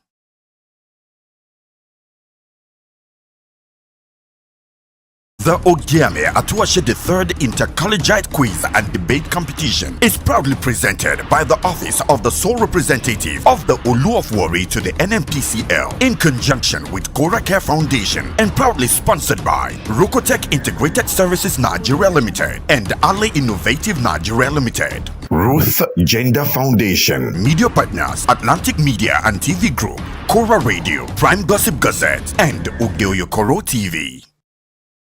Ruth Gender Foundation. I'm Ruth Edema Collins. I hold a first degree in physics electronics, a postgraduate qualification in business administration, and a nationally certified French language tutor. Career-wise, I'm an educational facilitator. I'm the managing director at Atlantic Media and TV, and I'm also a director at Rukotech Integrated Services Nigeria Limited. I'm a wife and a mother, and I like dressing up to show up. Yeah, so that's basically me. Thank you. Root Gender Foundation was inspired from my personal experiences growing up as a young girl in a typical Nigerian environment. For me, it was being different. It made people bully me, abuse me, and harass me. I was always misunderstood and underrated. Root Gender is a foundation that is dedicated to building confidence in the Nigerian girl child through educational and inspirational programs, like supporting programs that promote girl child education.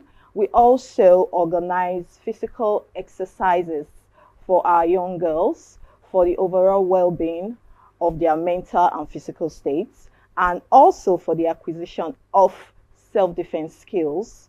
We also sensitize girls on laws that protect them. In our constitution, a lot of girls do not know that they have rights, that there are laws that protect their interests in Nigeria. Hence, they are vulnerable, they are living in fear, which is stopping them from reaching their full potentials. So we sensitize them on the laws that protect their interests. This, like I said, is visioned towards building confidence in the Nigerian girl child. So that is just a wrap-up of what we do at Root Gender Foundation. I would say I resonate with the struggles and the challenges of the girl child, particularly the Warri girl child. I happen to grow up in the heart of Warri. I'm from an average background. My family is an average one, but I experienced a lot. Like I said, I was bullied, I was overlooked, I was harassed for being a different child, for daring to be different. And nobody was taking note and tapping into my potentials. So my interest for the girl child is I would love to be a voice for the girl child. They need people to believe in them. They need people to speak for them. I also want the Warri girl child to know that there is hope beyond the reef. I want them to see the bigger picture. I want them to know that they can compete on global platforms. They can compete on international platforms, and they can do very well. We have the likes of Ada Gold, or Maumi, and the rest of them. They are all competing very well on international platforms, and I know that you too can do that, and I want you to know that is why we are here. Root Gender Foundation is here to make you understand that you can actually be what you want to be.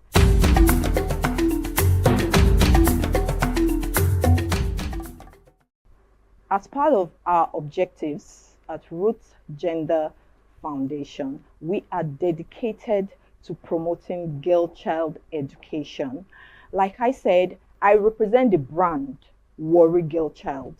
I represent the brand the African Girl Child, because I have gone through the struggles from there to here. So giving 2 million to the best female participants is just a way to share them on. It's just a way to make them know that we believe in you. I believe in you.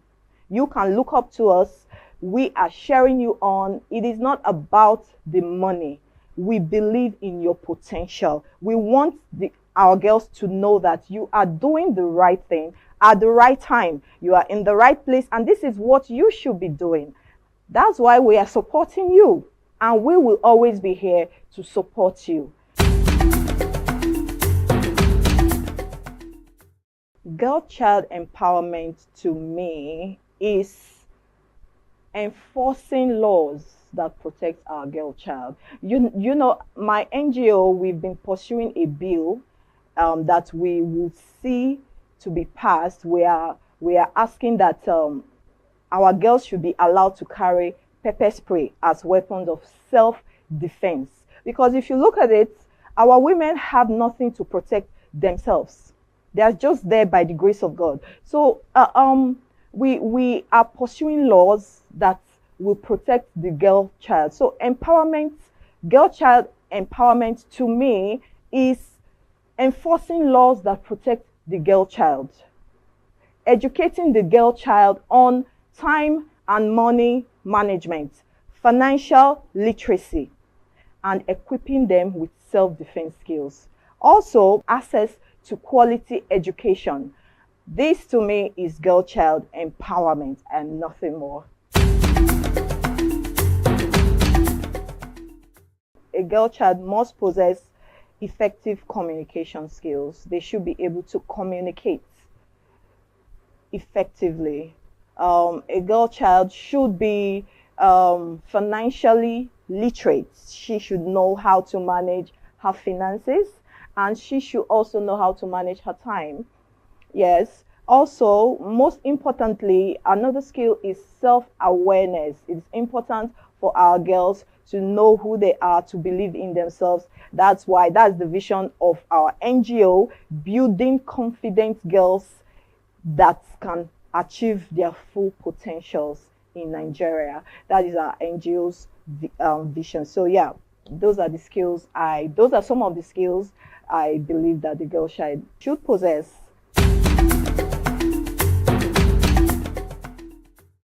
She needs role models.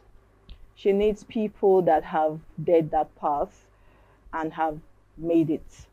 Our young girls need role models. That's why we have to do better. We have to do the work. We have to bridge the gap. We have to share them on like we are doing. You can achieve your dreams. First, you have to make education your best friend.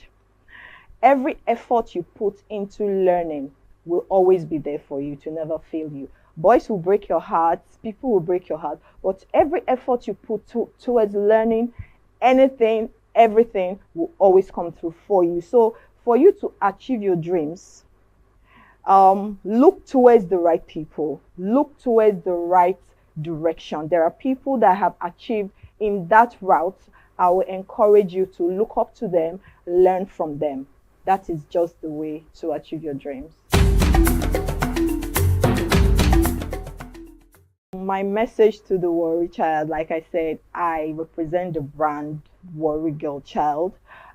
We are letting the world know that we are not vile, we are not roused, we are educated, we compete intellectually, we have good things ahead of us. We can do it on the global platform, we can do it on the national platform, and we are everything there is to be a woman. I would encourage you, Warri Girl Child, make education your best friend.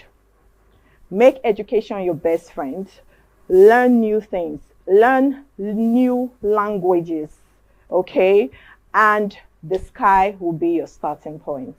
We are always here to share you up. Don't forget that my name is Ruth Edema Collins from Root Gender Foundation, and from all of us wishing you the best, we say keep watching Atlantic TV. Ruth Gender Foundation. Atlantic TV. Culturally inclined and uniquely different.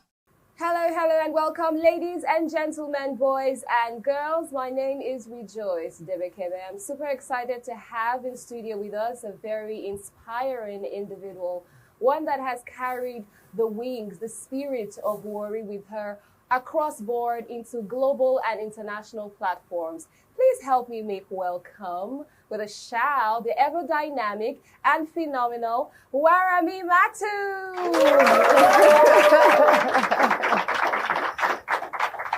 My goodness, it's so good to have you here. Thank you for having me. You look beautiful. Thank you so much. My goodness. Oh, awesome. All right, so it's Ogiame Atuwatse, and it's so good to have you here, but we'd like to have a background, first of all, to who exactly is Ogiame Atuwatse? Okay, so the name is actually Ogiame Atuwatse, but I mean Ogiame for short. So, oh well, just the little worry girl that now works with the Ministry of Foreign Affairs. I'm a Nigerian diplomat. I recently returned from my posting at the Permanent Mission of Nigeria in Geneva. I grew up in Warri. I was raised in Warri. I attended Prime International School, Twin Fountain, and Creative Demonstration College. And I had my first degree in French language at the Delta State University of Abraka. Then I proceeded to serve the nation, of course, in Lagos. While I was serving, when I was about to pass out, and then there was a vacancy at the Ministry of Foreign Affairs. So I applied for the job. I went through the, aptitude test, interview, and to the glory of God, I got the job. And here we are, 11 years later. Wow. It just seems like it moved from 0 to 100 real quick. But trust me, there's a process and there's a lot of in-betweens, going on there. For starters, you're a confirmed worry girl. Oh, yes, we can say that. So it's of course. Worry to the world. Of course. Yeah. So I was born and raised in Warri. Yeah. Yes. Yes. So do you speak any Pidgin English? Of course I do. Ooh. I speak Pidgin English. I speak Ishekiri fluently. You speak Ishekiri? Fluently. So how do we greet people? Let's greet people so that we believe, because they say, are you sure? This one, she's speaking all this plenty English like this. Are you sure she can? So what do you want me to talk? Hey! Give them. Back to back. Now, you're clear area, and I make area, no, say based on 1 or 2. Say as you grow up for areas, you still get area for your body. Full-blooded. Full-blooded. Yeah. Okay. So you eat owo and starch? I eat owo and starch. I eat banga soup. Melon pepper soup. Okra soup. Starch. Everything. You played in the sand. You did all the type of games. And maybe I didn't really play in the sand though. I'm not sure I did that. No. Yes, indeed. Yeah. Okay. So let's talk about your journey, right? What propelled you from that young age? What's that motivation that you had as a young child to say, I'm more than this worry girl, type thing. I'm more than this. Yeah, I really don't know what it was, but I've always thought, there's more. There's more to just being in Warri. I mean, seeing movies, seeing Lagos, and, I just wanted to be more. I wanted to be out there. I've always wanted that.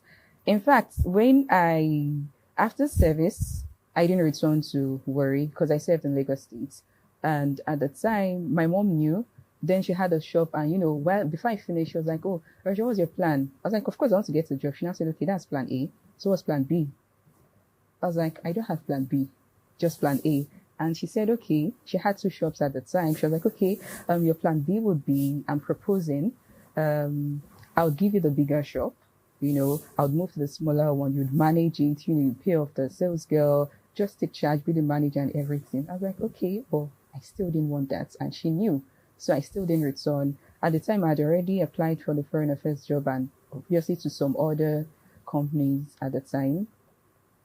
And in between, I think the College of Education Warri, they were also recruiting.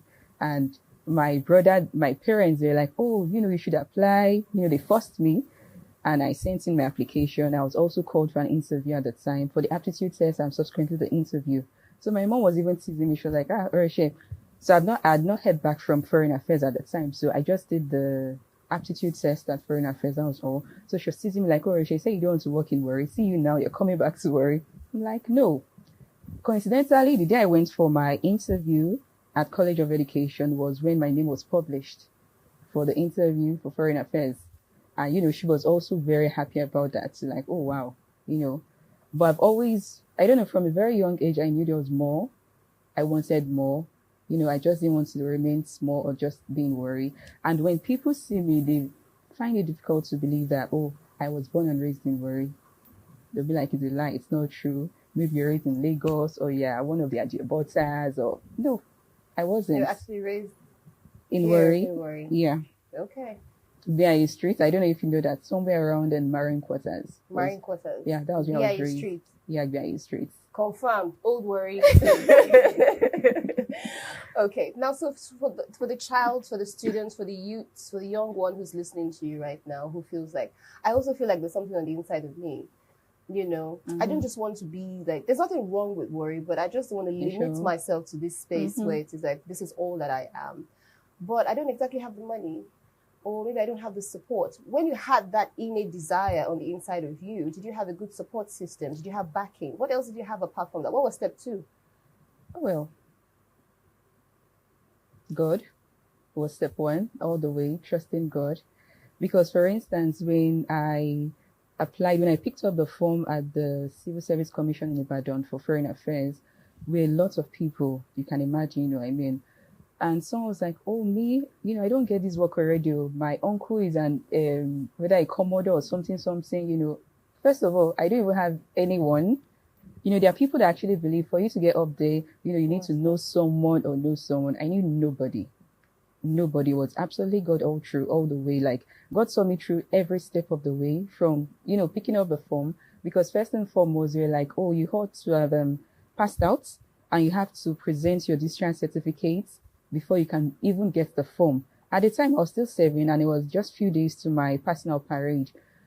Thankfully, the deadline for submission of the form was a day after my POP. So immediately I picked up my certificate, I went straight to Ibadan to submit my form. So now, how did I even get the form? Everyone was crowded at the time. I don't know if you know Ibadan very well. The Civil Service Commission, like, was filled up with people, front, back, everywhere. In fact, I even attempted to even buy the form from someone. I was like, oh, because I don't have this. And the person was like, oh, I was like, oh, I don't have that. You know, they were just teasing me at the time. Then I just went behind and I just said a little prayer to God. I was like, God, please shine your light on me. And from nowhere, someone was like, one of the officials that came from Abuja was like, do you want the form?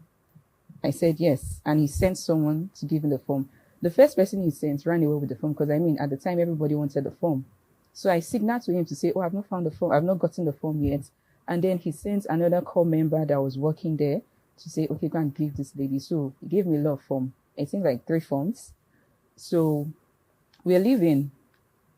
And it was when I was leaving, that was when someone was like, oh, so you applied you're going for foreign affairs. I said, yeah, what's your number? I was like, oh, my form doesn't have a number. He now said, no, this is not foreign affairs form. Foreign affairs form, they actually numbered them. So I had to go back to the commission. Then it was already 5 p.m. So we were allowing people, the office had closed so people could actually go in. And then I met the young man. Till tomorrow, he didn't even tell me his name. I can't even recognize him if I see him tomorrow. So I was like, oh, thank you very much for the form, but I actually want the one, because then there was vacancy for Ministry of Labor and Productivity, Ministry of Education, and Ministry of Foreign Affairs. But I was like, I want Ministry of Foreign Affairs because I studied French. So I felt, oh, that was where I would be able to, you know, function better. And he now said, oh, we've already locked up the form. And it was the same core member that said, oh, you remember there's somewhere we used to keep stuff. Just, you can keep it there, because he was returning to Abuja the following day. And now she now said, oh, when she comes on Monday, she can come over on Monday and I'll give her the form. Then I said, okay, that's fine. So I went over with the form. I went back to Lagos because I was serving in Lagos. And I told my mom everything as usual because, you know, we speak every day. And she was like, okay.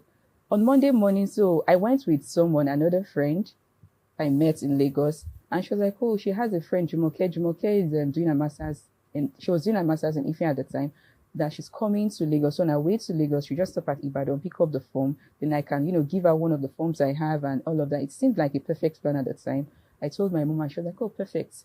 On Monday morning, she called me. She was like, oh, Arisha, what are you doing? I was like, oh, I'm preparing to go to NYC camp. You know, we have Empire to practice for. She was like, will NYC give you a job? I said, no. She now said, do you have a job? I said, no. She said, go to Ibadan.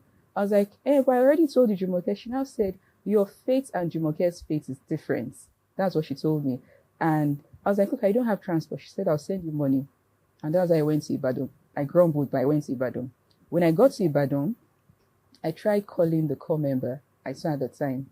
Her number wasn't connecting. So imagine if it was Jumoke that went there, should have called. And, you know, she wouldn't be able to reach the person. So because I knew her facially, so I just went, I walked around, and thankfully I found her. So that was how I was able to get the form. But I mean, if Jumoke had gone, should have been like, oh, why am I tried rushing this person and the number didn't connect, and she come back without the form. So that was how I got my form for Foreign Affairs. Then the day after I passed out, I just went straight to Ibadan, submitted, and that was it. Next thing, names were published for the aptitude test in Port Harcourt. And a friend that helped me check, he was like, oh, where I saw your name, I saw your brother's name. Just tell your father, start calling people, call everybody, otherwise you will not get this job. I just told him, I said, I'm not going to call anybody, but I'll get the job. And that was it. It was like, where am I? I said, let's watch and see. So you had deep convictions on the like I inside had of deep you. faith in God. Deep faith in God. Yeah, I just felt God would come true for me. Okay, so apart from having support systems going on there, I think if there's something we can draw or take from this is the God factor. So just in case you're a worried child who's listening, or even not a worried child, but you represent the worried child from wherever it is that you are all over the world, if you don't have anyone, you have God, all right? And then they will say that our help does not come, from abroad, from connections and all of that, even though those could be useful. Majorly, it comes from God. One with God indeed is majority. I'm liking your story already, okay? So let's fast forward to the part where you got to school, and now it's time for you to get into your career. I want us to talk about your career for a little bit. Okay. So I wrote my WAEC, NECO, and it was at the time I was about to get into school. That was when they introduced the post-UME. So I think I'd applied for Delsu and Uniport. So at the time, my dad was like, oh, Delsu, they don't like Delsu. So I didn't go for the post-UME. After registering and everything, I just didn't go. I was waiting for an admission in Unijust to study law. That was my preferred choice. So while waiting, someone just came and said, oh, instead of sitting at home, why not just do post-UME pre-degree in Delsu, just to while away the time instead of just being at home doing nothing. So I was like, okay, fine. But then the courses they had were I was an art student, so they had just French language, music, and fine arts. So I was like, oh, of course I can't do music. I can't do fine arts. So French was like the best option for me. And I went in, I did the French language. I passed the post-UME, got into 100 level. I was already in 100 level. Then my admission came in just. But I was like, so, I had like two options. I was like, oh, no, I'll just continue with the French. So that was when I studied French language. And, did my NYC and, got the job and everything. And thankfully, so while I was even looking for a job, I was just desperate to get something doing in Lagos. That was after my service. So I applied to, I can't even remember the company. I think I applied to be like a secretary or something. And I remember the man saying, oh, you studied French. Why? I believe like I see a lot of potentials in you. I don't think you should, I'm willing to give you this job if you want it, you're beyond qualified, but I feel like something good is coming for you. I feel like maybe in about a month you will get a job and then you saw me, you want to resign and all of that. Then he gave me his card. He was like, just go and think about it. If you really want it, I'll give it to you, but I feel like there's something coming for you. And lo and behold, in less than a month was when the job for the Foreign Affairs, that's like the aptitude test, I was shortlisted for the aptitude test. And of course I didn't take that job. So, I waited, I trusted God. And it was just God. You got the job. Yeah. Okay, so let's talk about the transition. So you didn't start big, as it were. Not at all. You started from the bottom, you've climbed your way to the top. Where are you presently? So presently, now I'm back to the ministry. Right now I'm a level 12 officer. That's Ministry of Foreign Affairs in Abuja. Okay. Yeah, so you're a level 12 officer. Yeah. Wow. Mm-hmm. Yeah. That's a good place to clap if you ask me. I mean, it wasn't like it was all rosy joining the ministry. It starts from the... good. Of course, it was good, but I mean, there are always challenges along the way. Right. Right. So what's the one perception you would like the world to have about worry and the worry child? Oh, well, I think first for the worry child, I want them to know school is not a scam. Because lately, that's what you will hear all over the internet, like, oh, school na scam. Well, no way. Not at all. Don't ever, believe that's a lie. And wherever you are, you should also believe in the process. Wherever you find yourself, enjoy the process. Enjoy the process, trust in God and move higher. Enjoy the process. Trust God. Trust God. And, of course, you always have a dream like, okay, I want to be, this is my target. I want to be somewhere. While you're working towards your target, enjoy the process. Don't feel like, oh, I'm being stagnated. Oh, look at my colleagues or my friends or they're already here and there. No, don't rush it. Always trust the process. Always trust the process. So Yeah. that's your message to the child, the worried child, the worried girl, the worried boy who's listening to you right now. Worry girl, worry boy. Ogiame Atuwatse could make it, you too can. Let's celebrate that. Now, you are on the international platform, global platform, right? What is one orientation or mindset or perception that you want the outside world to change about worry in Nigeria? Because they have a lot of perception. Oh, worry, those people, they don't do anything. They're very aggressive. They're too volatile. They're blah, blah, blah. So, personally for you, what's your word to them? Oh, well, yeah, they have bad perceptions about worry in general and people from worry. But then when you check out in different sectors, people from worry are actually high flyers. Mm-hmm. Yeah, they're able to combine their street credibility and, their intellect. You don't have to look down on when you say, oh, this person is from worry. Don't feel like this person has nothing to offer. We actually have more than enough to offer the world. That's right. Yeah. And then just the final word, because you're like an inspiration right now to a lot of people who are watching and who are viewing this. We're talking about the future of the worry child. We're talking about the worry child in general. And then those who are not even from worry, who are just viewing this, who feel like, oh, I've been segregated, I've been left behind, I'm nothing, I don't have anything on the inside of me. As an inspirational voice, what do you have to tell that person who is watching? Well, first of all, everyone has something inside of them. Regardless of, where you are now, there's always something, and, you have a place at the top. You have a space at the top. Don't just allow your background to, time is so short, so I really can't tell you my story, but, I've gone through very serious challenges, but here I am today. I look nothing like where I'm coming from or what I've been through. So don't allow anything or anyone, pull you down. Don't look down on yourself either. Don't be like, okay, like if there's an opportunity, don't feel like, oh no, it's not meant for me. It's meant for them. They can do it better. No, you should, make an effort. And when you fail, failure is not the end of the world. When you fail, just know, okay, this is just one way I shouldn't do it. You should make an attempt to do better. Do it in a different way and you will get there. Thank you. You'll get there. I think that's also a good place to clap people after.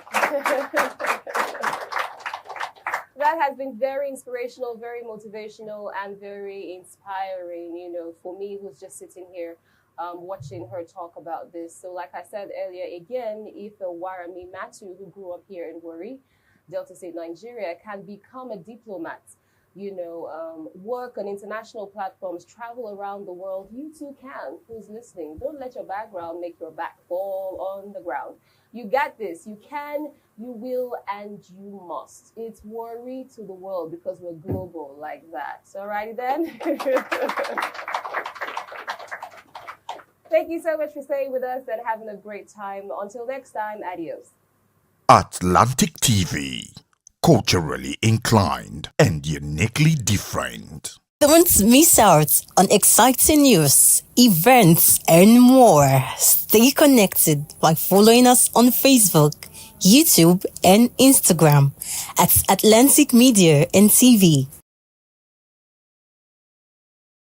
My name is Inter-Collegiate comedy catalyst. One of Nigerian comedy. All right, guys, back again. Yes, boss. My name is Ogiame Atuwatse.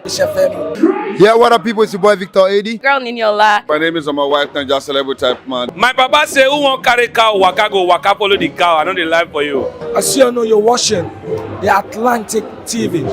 Keep watching Atlantic TV. Atlantic TV. Keep watching Atlantic TV. Keep watching Atlantic TV. Keep watching Atlantic TV. Atlantic TV. Informative, educative, interesting, entertaining. Worldwide, international. Don't go anywhere, I'll catch you. Don't touch that die. Atlantic TV. Boom. Atlantic TV. We wanna party. Atlantic TV, culturally inclined and uniquely different. Atlantic TV, culturally inclined and uniquely different. His Majesty Ogiame Atuwatse III, CFRO Olofwari, ably represented by Chief Dr. Wilson Ole. Permit me to stand on already established protocols. I am truly honored to stand before this distinguished gathering of key stakeholders committed to achieving a better future. The presence of scholars, prominent figures from academia, the organized private sector, security agencies, and public servants highlights the importance placed on human security initiatives and the understanding of the 2030 Agenda for Sustainable Development. I would like to commend the sole representative of the Olofwari and liaison to NNPCL for organizing this event themed Empowering Adolescents for a Sustainable Future. At the Office of the Director General of Security Matters, we view this initiative as timely and highly relevant, especially given the recent rise in vices among secondary school students amid contemporary asymmetric security challenges. When security issues are addressed proactively, both citizens and infrastructural development flourish as security and economic development are interlinked and mutually supportive. The 2030 Agenda for Sustainable Development emphasizes, in quote, world free of poverty, hunger, disease and want, free of fear and violence, with equitable and universal access to quality education, healthcare and social protection, to safe drinking water and sanitation, where food is sufficient, safe, affordable and nutritious, where habitats are safe, resilient and sustainable, and where there is universal access to affordable, reliable and sustainable energy. Similarly, the African Union's Second Decade of Education for Africa 2006 to 2015 draft plan of action highlights the dominance of information and communication technology in the 21st century and the ongoing changes in the labor market. It emphasizes that providing essential technical vocational education and training to both boys and girls is crucial for promoting sustainable development and eradicating extreme poverty and hunger in Africa. Technical vocational education and training programs focus on promoting social inclusivity and economic equity in skills development for young people from diverse backgrounds, helping them understand the key challenges faced by different groups. Additionally, it advocates for a strong focus on sustainable practices that enhance environmental sustainability and promote climate change literacy, specifically through the development of green skills. Green skills include areas such as renewable energy, waste reduction, conservation, and sustainable agriculture. These skills empower individuals to support eco-friendly practices, devise innovative solutions to environmental problems, and actively participate in the transition to a greener, more sustainable economy. By acquiring these skills, young people can play a vital role in advancing sustainable development and mitigating the impacts of climate change. Similarly, the significance of digital skills is undeniable, especially with the emergence of artificial intelligence, which serves as a key resource for learning and problem solving. For today's adolescents, media and information literacy is crucial. It empowers them to think critically about information and make effective use of digital tools. These skills help individuals make informed decisions regarding peace building, equality, freedom of expression, dialogue, access to information, and sustainable development. Young people equipped with these skills can analyze data, assess policy proposals, and creatively devise sustainable solutions. By engaging critically with information, they can take part in informed discussions and decision-making processes, advocating for policies that emphasize sustainability. Media and information literacy empowers adolescents to become change makers by encouraging innovation and entrepreneurship. It also helps them navigate the business landscape, connect with mentors, and access resources that aid their entrepreneurial pursuits. Through various media platforms such as websites, documentaries, podcasts, and social media, they can explore successful initiatives, advanced technologies, and inspiring stewardship stories. By honing their media and information literacy skills, young people can amplify their influence by sharing accurate and impactful information within their communities and beyond. Remarkably, adolescents are young individuals, transitioning into adulthood during their teenage years, experiencing a wide range of changes, including physical, cognitive, social, and emotional development, as well as risk-taking behaviors and mental health challenges. Recently, the rise in substance abuse and hard drug use among secondary school students is concerning. It is crucial to utilize every available platform to reinforce the right values and morals in the younger generation, helping them avoid becoming involved in organized crime, whether as perpetrators or victims. Regrettably, organized crime, a significant aspect of transnational crime, is prevalent in our society today. These include issues such as kidnap from ransom, illegal oil bunkering, child sexual exploitation, substance abuse, cultism, and cybercrime. Ironically, many of these criminal activities stem from ungoverned spaces, which are key contributors to insecurity. Ungoverned spaces are particularly relevant to cybercrime, as the absence of borders and jurisdictional authority allows such crimes to flourish. According to the Fund for Peace, no nation or nations exercise full control or regulation of internet territory, which renders cyberspace an ungoverned area where illicit activities can thrive. This lack of regulation fosters a shadow economy that attracts negative elements, including criminals, terrorists, and their financiers. Estimates suggest that the cyber shadow economy could reach up to $105 billion annually, with cybercrime emerging as one of the most significant forms of global organized crime. In recent years, the surge of cybercrime in Warri has become particularly alarming, especially among individuals aged 12 to 25. This trend indicates that younger generations are at risk, facing a bleak future as they increasingly engage in these criminal activities. Interestingly, our approach is comprehensive and practical, emphasizing the importance of separating politics from security. This aligns with the vision of His Excellency the Governor to realize the more agenda which focuses on meaningful development, opportunities for all, realistic reform, and enhanced peace and security. By adopting this strategy, we aim to create a safer environment conducive to growth and progress. We are committed to forging partnership with initiatives that share these objectives, working together to promote stability and development in Delta State.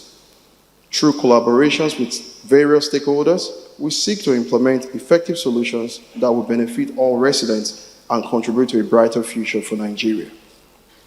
Evidently, investing in a sustainable future for adolescents demands a holistic approach that focuses on skills development to boost employability, encourage entrepreneurship, and facilitate personal growth. I encourage the students in this auditorium to be bold in their positive endeavors and aim for leadership. In this context, courage means being willing to endure criticism and insult from our own community. The embarrassment of being mocked for making compromises is part of the leadership journey. As you know, the greatest leaders are those willing to make unpopular decisions or compromises that, while not favored by their constituencies, are essential for long-term success. To the office of the sole representative of the Olo of Warri to NNPCL and Cora Care Foundation, the chance to be remembered as builders of a better future for the children of Warri is at hand. I trust that you will respond to this call. Thank you and God bless. Atlantic TV. Culturally inclined and uniquely different. Wow! 20 billion naira up for grabs! Oh my god! the Ogiame Atuwatse III Inter-Collegiate Quiz and Debate Competition. The prize pool doubles from 10 million naira to a whopping 20 million naira. 10 million for the best in debate and 10 million for the best in quiz.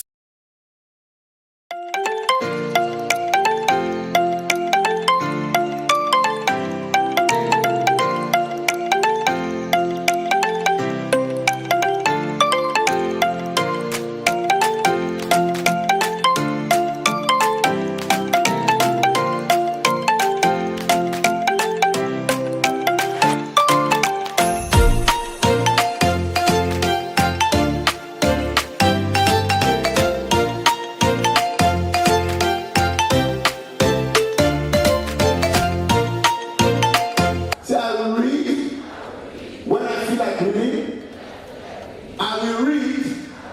when I don't feel like reading. I will read until I feel like reading. Your future is in your hand as a student, not in the hands of your parents, teacher, or anybody. Do not allow anybody to tell you that education is a scam. The vision of the future of the world child started in 2002. Our vision is to build a world where every child is inspired to pursue their passion, reach their full potential, and contribute meaningfully to their community. Our mission is to empower the world child to embrace their unique personalities and temperaments, fostering a future of self-discovery, personal growth, and positive change. You see, you cannot put yourself as a parent in the child. The child has to develop, find out what he or she likes most. You can be absolutely anything you want to be, whether you are a male, whether you're a female. The friends you keep matters a lot. So you might be addicted, that is a fact. The truth, can you leave that addiction? That is the truth. Through the office of the sole representative of the Olu of Warri, and by the Olu of Warri, we are going to be paying for 100 SS3 students. Wow. WAEC. So if you add the 25, we're actually paying for 125 students. Courtesy of His Majesty Ogiame Atuwatse III. And of course, for the Warri child, never give up. Just believe in yourself, and the sky is your limit. He said never give up. 22 solid years he carried a dream. Wow. The future of the Warri child is indeed safe and secure.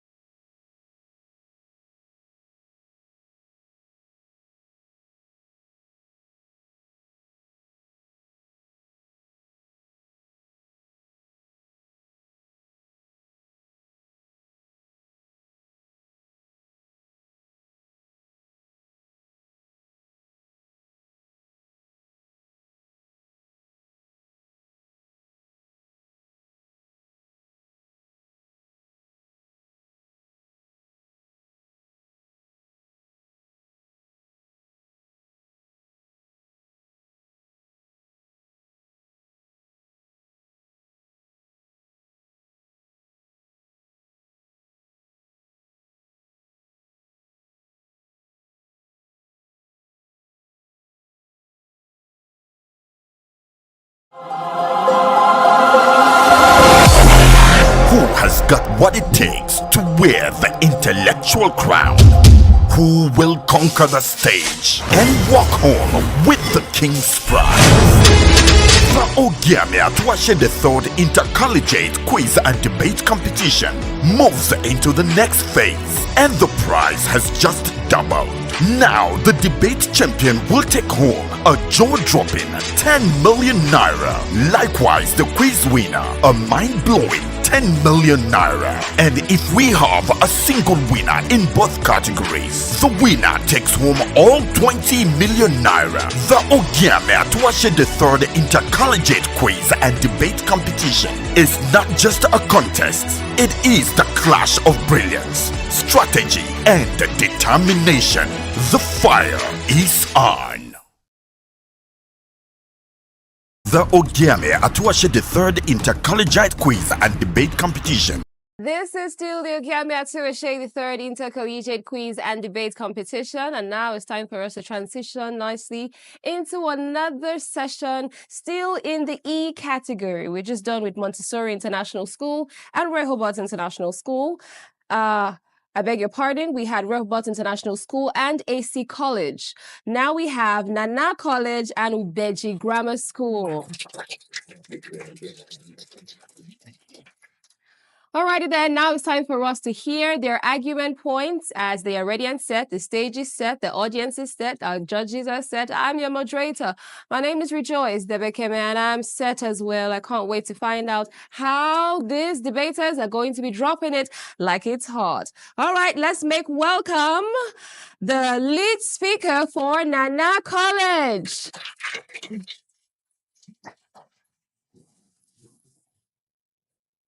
Shamoga Sheke, a senior student in our school, once said, and I quote, "We must learn to utilize what we have and manage what we will create."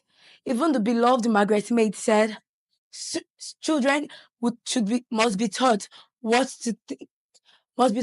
to think and not what to think. But before I proceed, it is indeed wise to give honor to whom honor is due. And with this, I say a good day to our honorable judges, the moderator, accurate timekeeper, my co-debaters, and distinguished audience. I am Gloria Wiosa Agidigbi, a student of Nana Model College. Entrepreneurship education is it the future of Nigerian secondary schools? I submit to you all today that entrepreneurship education is indeed the future of Nigerian secondary schools. According to Wikipedia, entrepreneurship education is the art of training individuals with skills in areas of critical thinking, problem solving, and innovation. Entrepreneurship education is a concept that is widely recognized as a key area of knowledge that can drive economic development and take Nigeria back to our peak. Oh yes, I know my opponents might say that the knowledge gained from entrepreneurship education can aid students in committing cyber crimes, commonly known as Yahoo, but that's not true. Yahoo is influenced by greed and poverty. Instead, entrepreneurship education will create awareness on more legitimate ways of making money, even for students. Recently, Nigeria is embracing entrepreneurship education. The Royal Iwewe Foundation, in collaboration with Junior Achievements Nigeria, are organizing an entrepreneurship program for students. This further demonstrates how important entrepreneurship education is. Moving on, entrepreneurship education inspires innovation, enabling students to see opportunities in problems and empowering them to seek out challenges and develop innovative solutions rather than running away from them. A report conducted by Junior Achievements Nigeria in the year 2020 shows that 30% of students who participate in entrepreneurship programs go on to develop innovative products and services. Furthermore, entrepreneurship education trains students on how to monetize their potentials. As Steve Jobs wisely said, entrepreneurship is about turning what excites you in life into capital. Imagine if students were able to monetize their hobbies or interests, create something that actually solves a problem and brings joy to others, and most importantly, earn money while doing what they love. Like, for instance, creating games like Subway Surfers, Free Fire, and Dress Me Up. I know my opponents may say that creating such games can distract students from their academic activities, but that's why my emphasis is on leisure time. Additionally, entrepreneurship education can take students to great heights, driven by the fact that they have fresh energies and creative minds, like in the life of Tolu Ope Olorundero, a student entrepreneur who is also the founder of Tolu's Diary, a non-profit organization focused on empowering and educating young girls. Additional, Additionally, entrepreneurship education also also will also help to reduce the rate of students dropouts from school due to lack of personal finance or sponsorship. Now, let's get down to some ways to which entrepreneurship education can influence Nigeria's economy. Entrepreneurship education can make can impact Nigeria's economy by creating jobs, by by enabling students with the necessary skills and knowledge to become job creators rather than job seekers. Nigeria's economy will gradually get better. Now, do you know that entrepreneurship education can actually save Nigeria the cost of importing foreign goods? In the year 2023, Nigeria spent approximately 14,108 billion naira on importing foreign goods. But however, with entrepreneurship education, this story can change because students will be empowered to create products and services that meet our domestic needs, therefore reducing our reliance on foreign products. Also, I would like to bring to your notice that entrepreneurship is taught in most developed countries around the world. Entrepreneurship education can take students Entrepreneurship education can take students to great heights that they've never even imagined going to. And this made me wonder that what if students in Nigeria got the same amount of trainings and opportunities given to students in other foreign countries? Wouldn't they also be able to invent amazing and unique things? Well, in summary, by including entrepreneurship education into the secondary school curriculum, students will benefit skills and knowledge that will enable them to stand out in any field and sector they find themselves. Also, entrepreneurship education can bring about the change that we all have been waiting for in Nigeria. Thank you. And there we have it. Our lead speaker has spoken up for their points there. Entrepreneurship education is this the future of Nigerian secondary school? They have fought for the motion. Now it's time for us to have the lead speaker from Obeji Grammar School. Let's celebrate him. Good day, moderator, impartial panel of judges, accurate timekeepers, my co-debaters, ladies and gentlemen. Ladies and gentlemen, my name is Rejoice Dixon. I'm a student from Obeji Grammar School, and I'm here to oppose the motion which states that entrepreneurship education is the future of secondary schools in Nigeria. First and foremost, what is entrepreneurship education? Entrepreneurship education is a teaching program which teaches individuals the necessary skills, innovation, technical know-how, and knowledge on how to start and run a business effectively and successfully. Entrepreneurship education has its benefits, but I firmly believe it's not the sole or primary feature of secondary schools in Nigeria. Here are some key points. Firstly, incomplete education system. Entrepreneurship education deals on business skills, but Nigerian secondary schools should have a well-rounded education on science, technology, humanities, and critical thinking subjects. Prioritizing entrepreneurship education might reduce students' exposure to other essential subjects which could elevate national growth and development. Secondly, lack of infrastructure and basic facilities. Most secondary schools in Nigeria lack the basic facilities and resources needed to teach entrepreneurship education, like classrooms, libraries, laboratories, and access to computer websites and internet. Entrepreneurship education is a type of education which needs practicals to be conducted for students to be able to assimilate what they are being taught. Lack of all these resources cannot enable students to be able to understand what they are being taught and create new ventures. Thirdly, not every student is an entrepreneur. Entrepreneurship education deals on risk-taking, creativity, and business acumen. Most students does not possess such qualities. Forcing it on the students may only affect the student not to excel in other fields like medicine, law, and engineering. Fourthly, job creation requires multiple sectors. Nigeria as a whole, focusing more on entrepreneurship education is not a good example, is not a good factor, because Nigeria needs more other multiple sectors in which job opportunities could be created, like science, technology, and public services fields of study. Putting more value in entrepreneurship education may leave gaps in crucial areas. Fifthly, unstable environment in Nigeria. Entrepreneurs in Nigeria face challenges like poor electricity supply, lack of funds, and economic instability.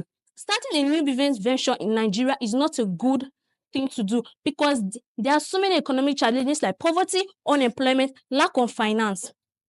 Putting entrepreneurship education as the main subject or the core subject in secondary schools is a wrong decision and is unnecessary because entrepreneurs will not be able to start up their business due to a lack of funds. They will not be able to buy the available resources needed to start up entrepreneurship education.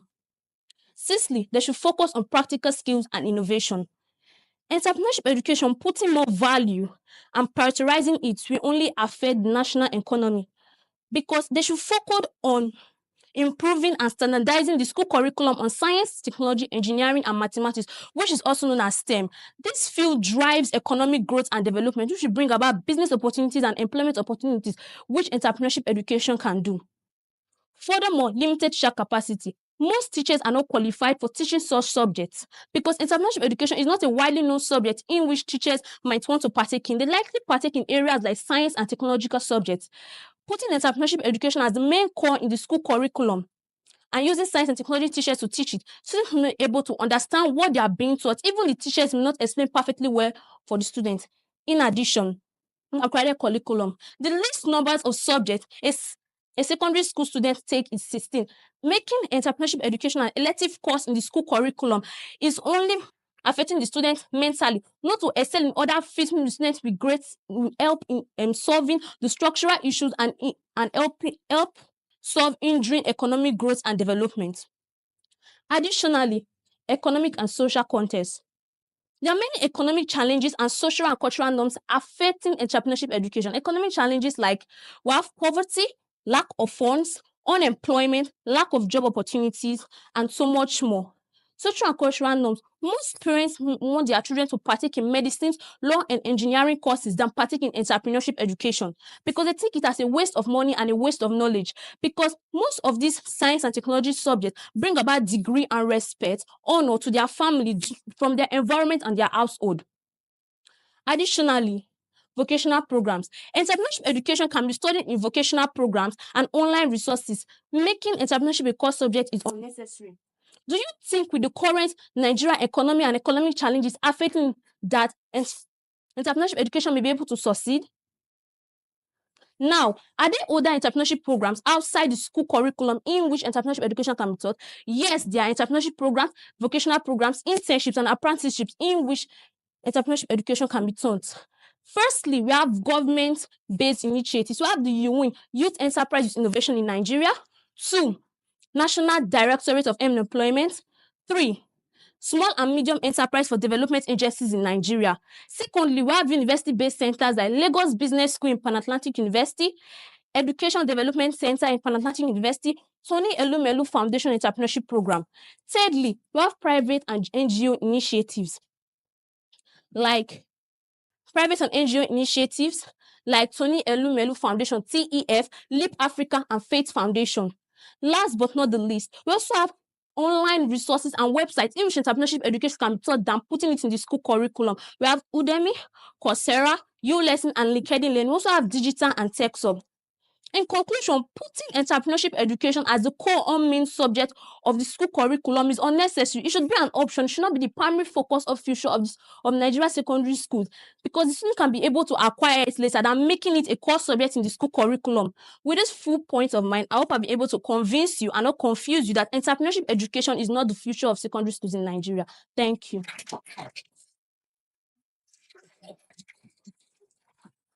Okay, one round of applause for them one more time.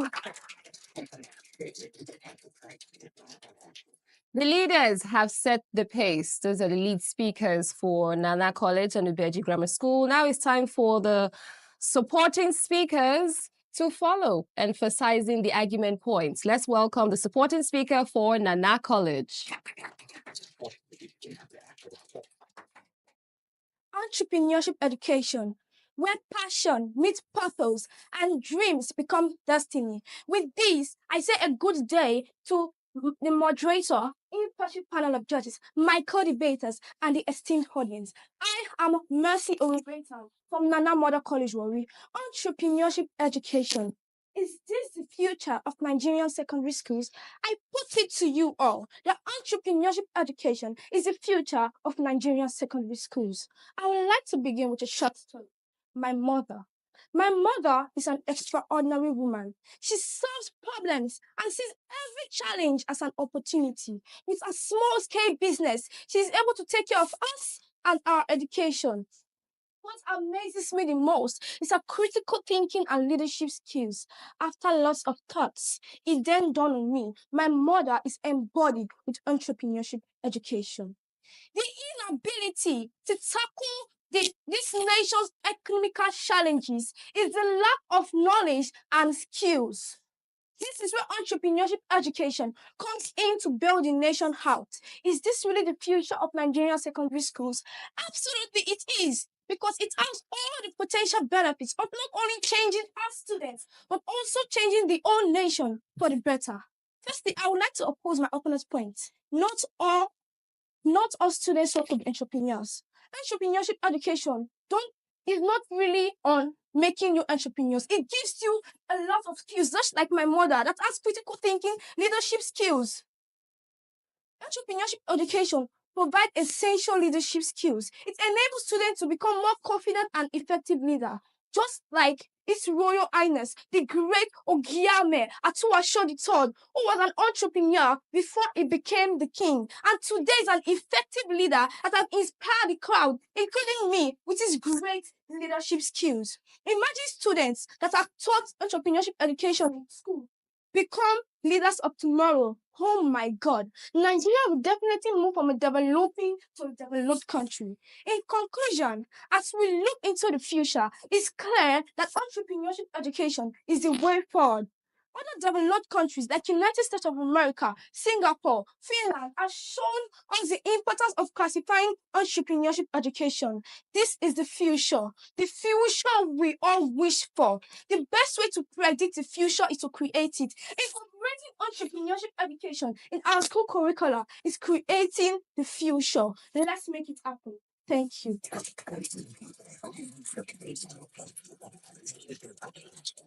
Okay. Amazing supporting speaker going on there. Now let's hear from the support speaker from Ubeji Grammar School. Good day, moderator, impartial panel of judges, accurate timekeeper, my co-debaters, ladies and gentlemen. My name is Laju Okpo, and I'm proud representative of Ubeji Grammar School, and I'm here to strongly oppose the motion which says that entrepreneurship education is the future of secondary schools in Nigeria. Firstly, in addition to what my opponent has said, my lead speaker has said, entrepreneurship education faces some common problems which include inadequate skills development. Due to poor skill development, entrepreneurs find extreme difficulty in communicating, leading, and effectively performing tasks. Secondly, struggle for professional development. These are challenges being encountered by entrepreneurs for their engagement in CPD programs. Factors such as lack of training, distance of training center, limited course access, and low lender support. Thirdly, poor funding and management of entrepreneurship centers and institutes. Due to poor funding and management of entrepreneurship centers and institutes, some entrepreneurship centers has become dormant because of poor funding. A typical example is the multipurpose youth training center in Egbokoda. That place is just a shadow of itself. The aim of establishment is already defeated. Take a look at places like China. China has become so technologically civilized because of its investment in science and technology. If Nigeria at its early stage had invested in science and technology, we will be competing with top countries through technological advancement. The government should focus more on developing science and technology and investing in science and technology. Entrepreneurship is not the solution to economic problems in Nigeria. Nigeria should sit up and tackle their problems, such as corruption, bribery, and other factors that are deadly to the economic the economy of Nigeria. Solutions which are relevant, which include there should be improvement of teacher quality through training, certification, and professional development. Secondly, there should be incorporation of technology. There should be incorporation of technology into science and technology to enhance learning and provide students with digital literacy skills. Thirdly, there should be provision of access and quality education in remote rural areas, and there should be provision of incentive for teachers who works in those areas. There should be implementation of stricter measures to avoid corruption, and funds should be used for their intended purposes. Lastly, there should be allocation of a large part of the national budget to science and technology to address our resources shortage. In conclusion, the philosophy of our education sounds good on paper but lacks the vital assets. That is because it is impractical and it lacks the tools of realization. We should stop celebrating mediocrity and enthrone mediocrity. Thank you.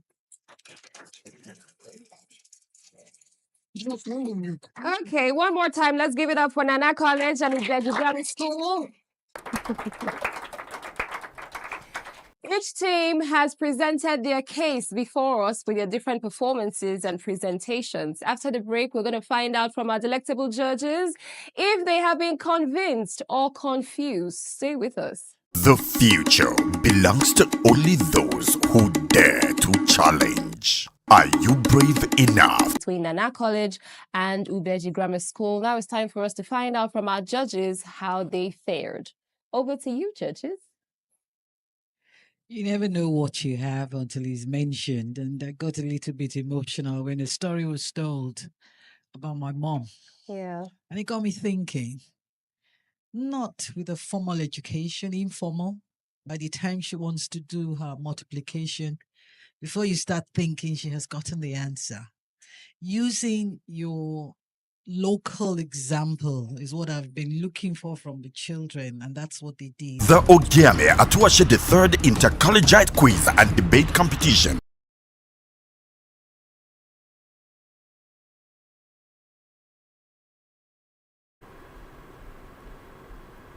Hello and welcome, ladies and gentlemen, boys and girls, lovers of debate. Welcome to it is the tiebreaker round for the Ogiame Atuwatse III Inter-Collegiate Quiz and Debate Competition.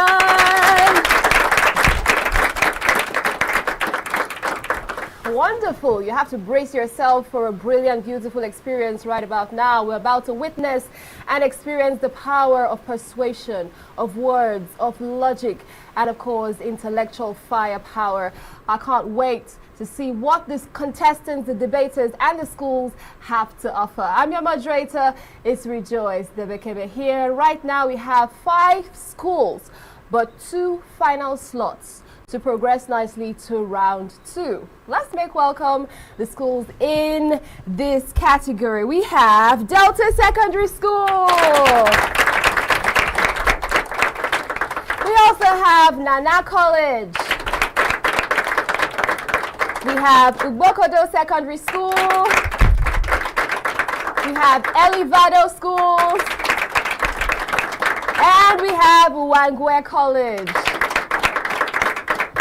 Nice. Wow, it's going to be the battle, the final showdown right about now of intellectuals. But first of all, we have to find out who's sitting on the panel of judges. We have professionals and we have our distinguished and esteemed, highly sought after panel of judges.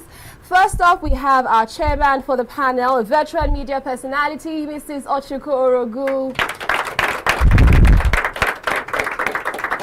We also have another administrator and professional sitting, Mr. Ajay Adaronkare. And we have the very distinguished Mr. Torisheju Time. Amazing. Alrighty then, just before we hit the ground running with the debate, we're going to have to find out what some of the rules are, particularly for the tie round right about now. Over to you, judges. Thank you very much. Debate rules and regulations for the tiebreaker round. Each school will be given same topic and their stance for or against. Each school will be represented by 2 speakers, one for argument and the other for rebuttal. Speaking time. The lead speaker has 4 minutes to speak, while support speaker has 2 minutes. The judging criteria is same as the former, which are based on stage presence, confidence, accuracy, time management, neatness, intellectual ability, public speaking skills, and presentation skill. Disqualification rules. The use of abusive language or personal attacks will lead to disqualification. Exceeding speaking time by 15 seconds result in a 5-point deduction. Teams must adhere to debate ethics, no external assistance during the round. Final decision: if a tie persists, an impromptu question will be given and each school must respond within 1 minute. The best response determines the winner. Thank you. All the best.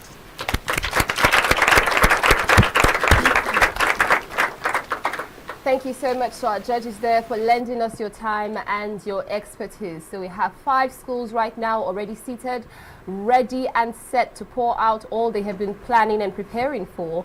We're going to have the first 5 lead speakers first, and then of course thereafter we're going to have the 5 supporting speakers. All right then, debaters, it's now time for you to make your points. May the best argument win. Are you ready?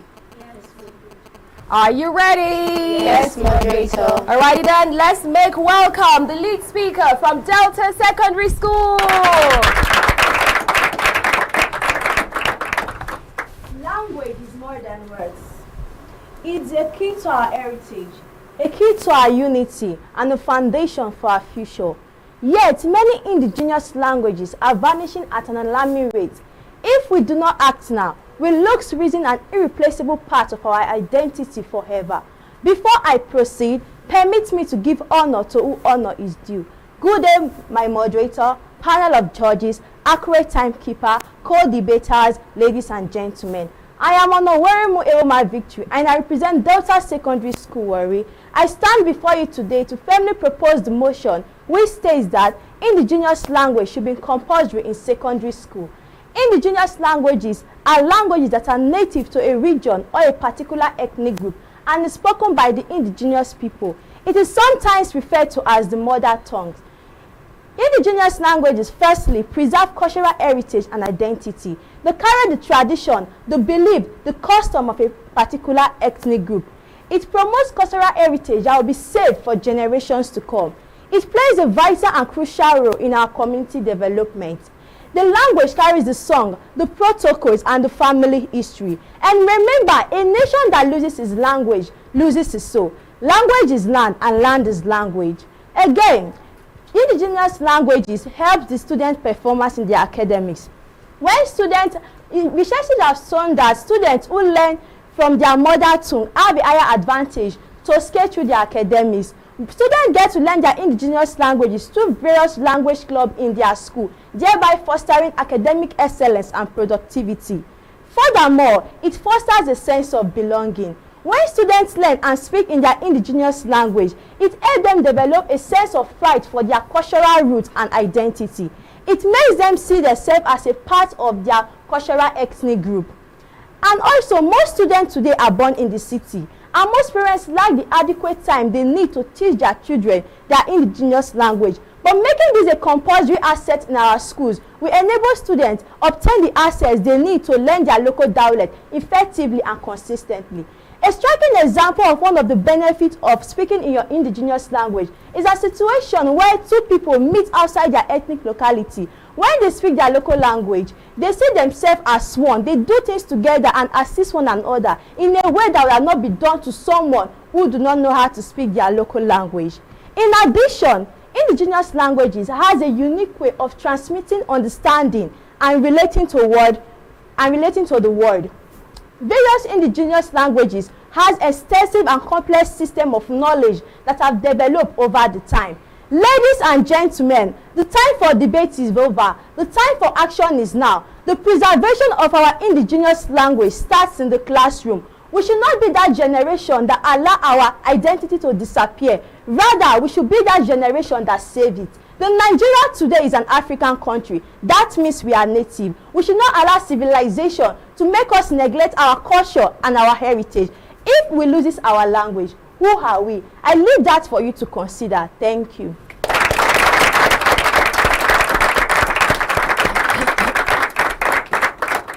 Opening up nicely there, we have the lead speaker from Delta Secondary School. Now let's make welcome the lead speaker from Nana College. Language is like a puzzle. The puzzle loses its value if its pieces are missing.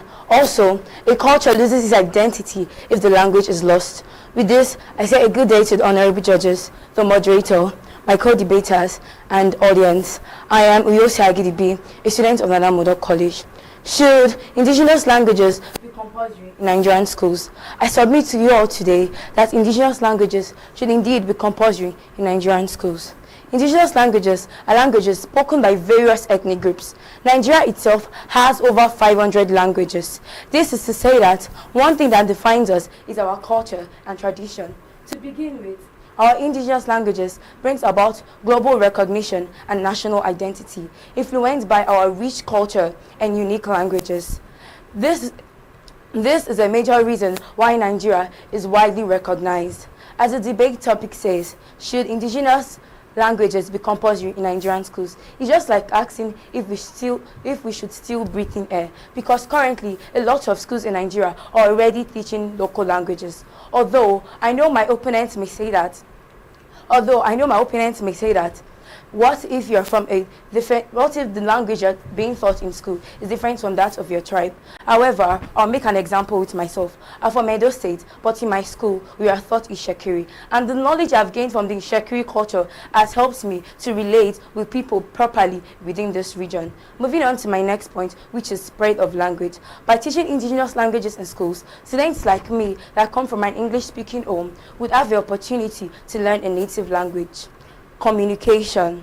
Indigenous languages aid communication. Before we were colonized by the British people, we communicated using our native dialects. Even the Bible shows how our native dialects can be used to spread the gospel. In the book of Acts, when the Holy Spirit came upon the apostles and started speaking in diverse tongues, after that one event, there was a significant increase in the church. This brings me to my next point, which is safety. Like the story of a girl who got kidnapped by some people, but because she was able to understand and interpret their dialects, she was able to escape. Now, our indigenous languages has opened a new door of employment for we Nigerians. Currently, the US president is ready to hire indigenous language speakers. Just imagine, if our languages can be taught in other countries, why wouldn't it be taught in ours? And if we can teach English language in schools, why wouldn't our native dialects be compulsory? Our native dialects also further affirms our security by enabling us to communicate in a way that a foreign person would not understand what we are saying. In summary, our indigenous languages should be compulsory in our schools so that our languages will not become extinct. Thank you. Well put there. We've heard from the lead speaker from Nana College. Now let's welcome the lead speaker from Ugbokodo Secondary School. Good day, moderator, panel of judges, accurate timekeeper, teachers, co-debaters, listeners and viewers from home. My name is Bisan Ogenema Victor and I'm a student of Ugbokodo Secondary School, Ugbokodo. I stand before you today to strongly support the motion that indigenous languages should be compulsory in Nigerian schools.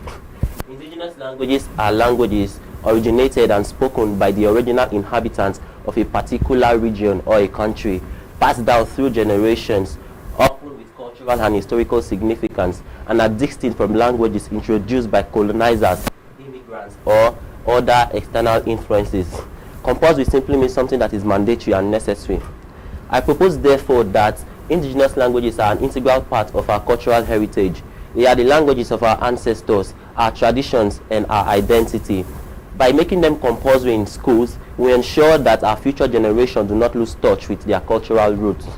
In as much as my opponent will say English language is a neutral language that unites Nigerians and foreigners across ethnic and linguistic lines, I would argue that English may be a common language, but it is not neutral. It is a legacy of colonialism that has suppressed indigenous languages and cultures. From what we know that globally, there is no language that is a standard or determinant of progress and success. English is overrated, hence it should not be a determinant of progress. The United Nations, for example, insist on speaking their indigenous languages, and they get people to interpret and translate what they speak to help us understand what they are saying. This is only possible because these translators have learnt this subject in their indigenous languages, which aids their comprehension. Why then is it that the lingua franca only exists in Second World War nations? Does it not look like an agenda to keep us small? Why are the richest countries in the First World War all speaking their mother tongues? I leave that to my judges as a food for thought. My opponent would also want to say that making indigenous language compulsory will lead to curriculum overload. But you must attest to the fact that we can integrate indigenous languages into existing subjects like cultural studies, literature and social studies. This will not only reduce curriculum overload, but will also provide a more holistic education. In conclusion, my stand is that indigenous language is not only a matter of cultural preservation, but also one of educational, economic and national importance. Those in China, Japan, America, France, England, they learn physics, chemistry, mathematics and biology in their indigenous languages. These subjects provide the basic things we see around us, like our wares, our computers and watches. The other subjects either sell them, promote them, distribute them or protect them. This is because having learned this subject in their indigenous languages, it makes them to be able to assimilate and comprehend them. So many countries that practice this have end up being world superstars. I urge you all to support this motion and join me in advocating for the promotion of indigenous languages in schools so that our mother tongue will not go into extinction. Thank you. Well done, well done, well done to the lead speakers from Delta Secondary School, Nana College and Ugbokodo Secondary School, all for the motion, should indigenous languages be made compulsory in Nigerian schools? Well, we're going to go for a quick break. When we return, we're going to see how the other two lead speakers prove their argumentative points. Stay with us. The Ogiame Atuwatse III Inter-Collegiate Quiz and Debate Competition is proudly presented by the Office of the Sole Representative of the Olu of Warri to the NMPCL in conjunction with Cora Care Foundation and proudly sponsored by Rokotech Integrated Services Nigeria Limited and Ali Innovative Nigeria Limited. Ruth Gender Foundation. Media partners Atlantic Media and TV Group, Cora Radio, Prime Gossip Gazette and Ugeoyokoro TV.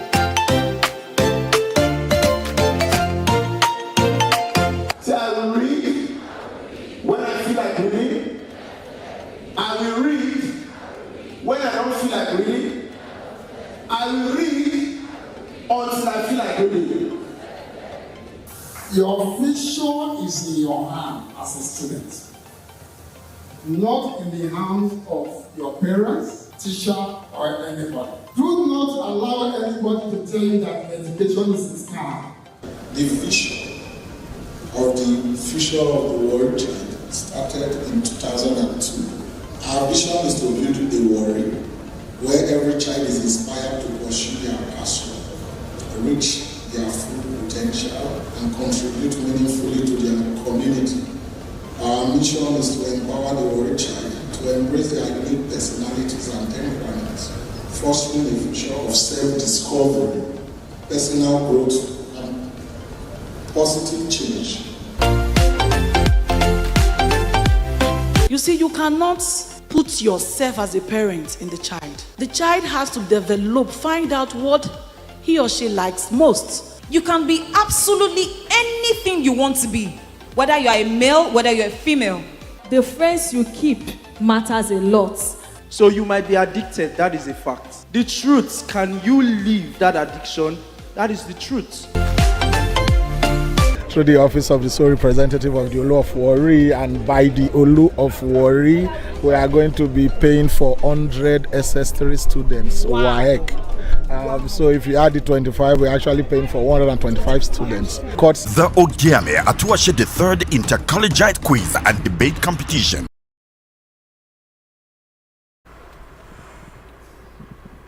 It is the tiebreaker round for the Ogiame Atuwatse the third Inter-Collegiate quiz and debate competition. Trust me, tension is rising and building on here at Atlantic Media and TV. Thank you so much for checking in and, of course, staying with us. Please do well to drop a like and a comment and follow through with the competition. We've heard from the first 3 lead speakers.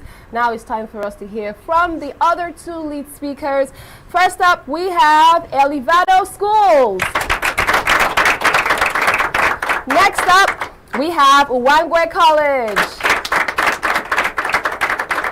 Now, let's make welcome the lead speaker from Elevado Schools.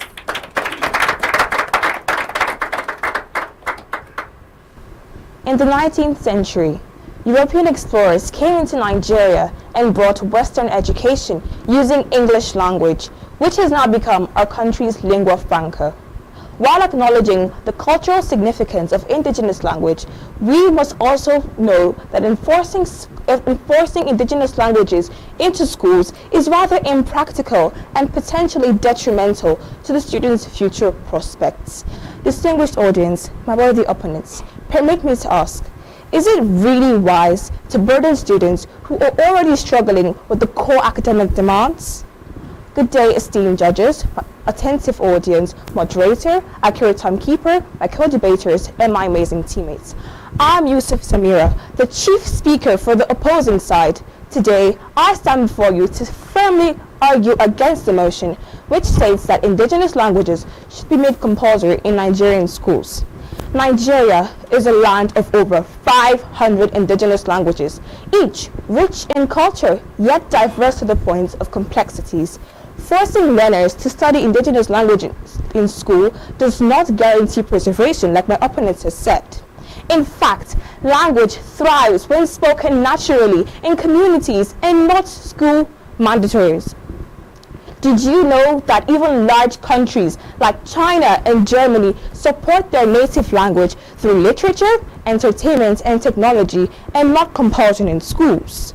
Permit me to also ask, if Nigeria has so many indigenous languages, which one do you think would be made compulsory? Don't you think that this question would raise conflict and division rather than unity, which we are fighting for? Would it not be more beneficial to improve on the educational quality of already existing subjects in our struggling systems? Many indigenous languages lack proper textbooks and modern scientific vocabularies and adequately trained and certified teachers. Making these compulsory in our curriculum will only overburden students and lead to reduced quality in education. The world is now evolving, and employers now prioritize communication skills in international languages such as English. Making indigenous languages compulsory will only be putting us students at a disadvantage. While my opponents might also argue that including indigenous languages in school promotes unity and preserves culture, the reality is unity is built on communication, not compulsion. Culture is preserved through continuous practice and not policies. In my opinion, schools can offer indigenous languages as selective subjects more than compulsory ones. What happens if parents, guardians, and elders speak these indigenous languages at home to pass them down to the younger generation and encourage the use of indigenous languages alongside English? I can boldly say that I can speak and understand my language, not because I learned it from school, but because of my parents, my elders, and my native community. Conclusively, let us focus on a language that connects rather than divides, that prepares rather than restricts. Let us embrace our world and love our world, cherishing our heritage and our roots without forcing them on any student. Thank you and God bless you.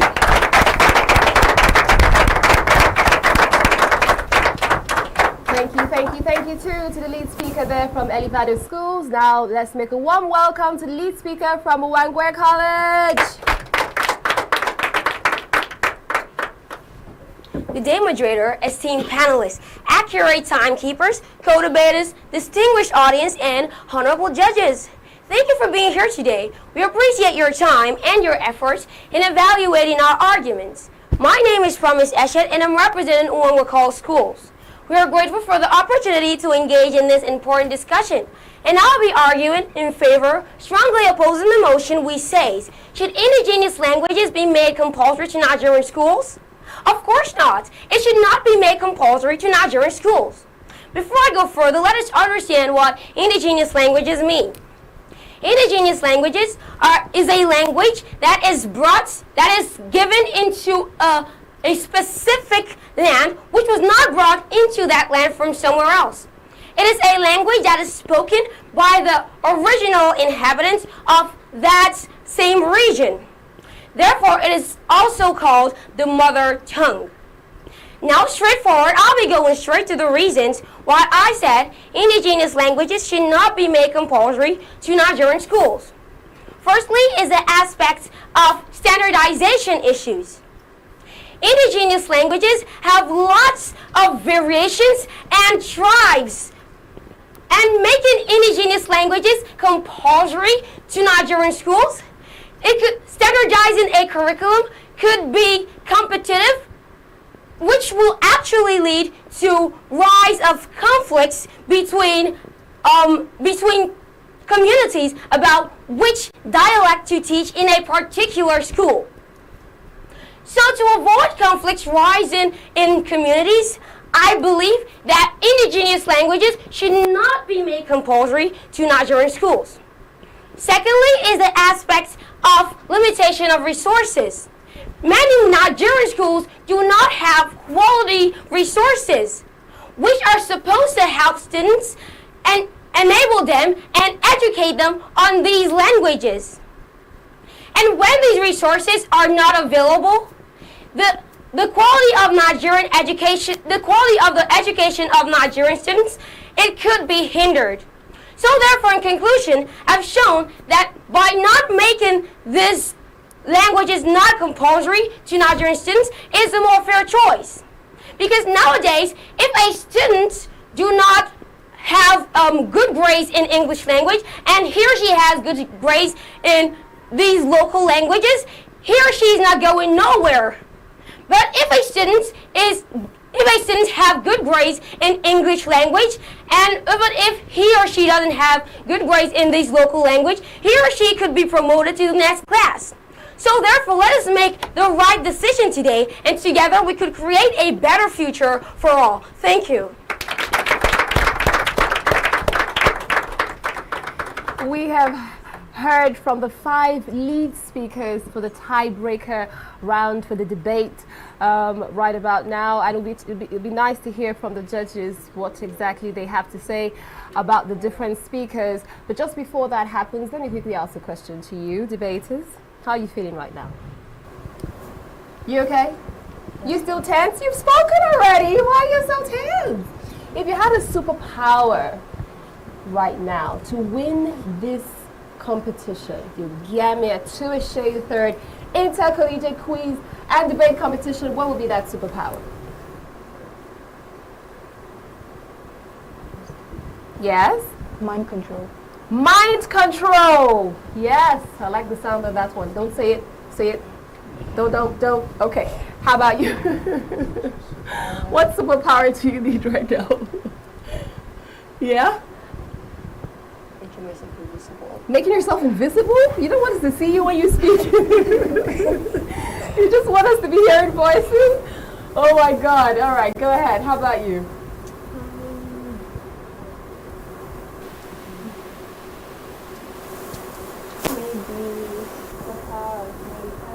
Speed to be able to deliver within my time. Accuracy. Yes, Speed and accuracy, right? You need that. Oh, nice. We like the sound of that one. How about you?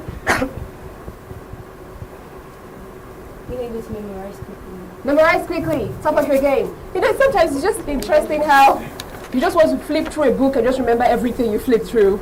That would be a super cool superpower going on there. All right, the only gentleman among the ladies. I'll make everybody forget what you want to say. For real? Forget it that I'm going to be the only one to remember. Wow, what a superpower going on there. Oh my goodness. Okay, but thank you so much. Brilliantly, you have come through with all your argumentative points. Now it's time for us to hear from our judges. Panel of judges, over to you. What do you think? Good afternoon, everyone. Good afternoon, everyone. To be honest, I am confused. I don't know what you score you guys. You guys do the same thing.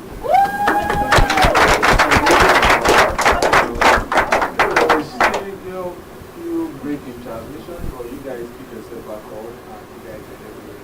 You all do very good with time management, and I can say you guys are excellent.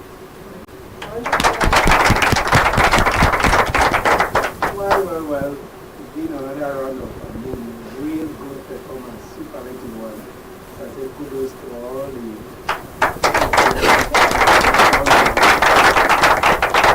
that's the essence of our team here.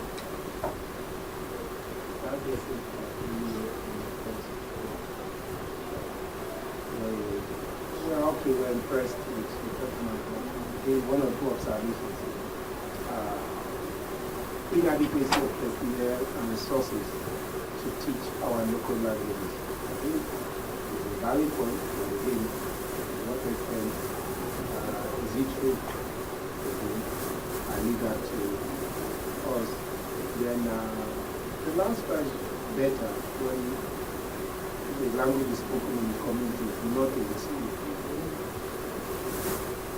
So, to what extent, again, that is true. Find out. Generally, I think you made your points known. It's been quite persuasive, argumentative, and of course, entertaining.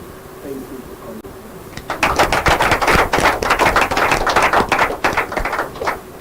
Okay, and just before we hear from our lead chairman for the panel of judges, we're going to go for a quick commercial break. We'll return back. Please stay with us.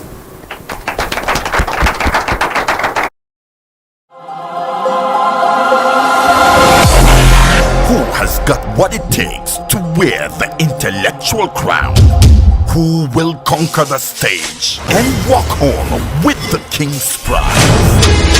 The Ogiame Atuwatse III Inter-Collegiate Quiz and Debate Competition moves into the next phase, and the prize has just doubled. Now the debate champion will take home a jaw-dropping 10 million naira.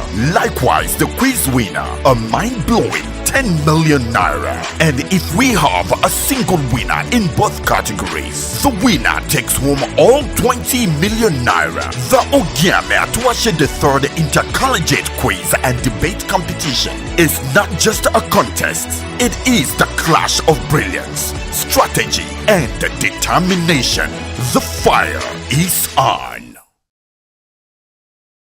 My name is Desaka, comedy catalyst of one of Nigerian comedy. Alright guys, back again, yes boss, my name is Osh baby. Ogiame Alade.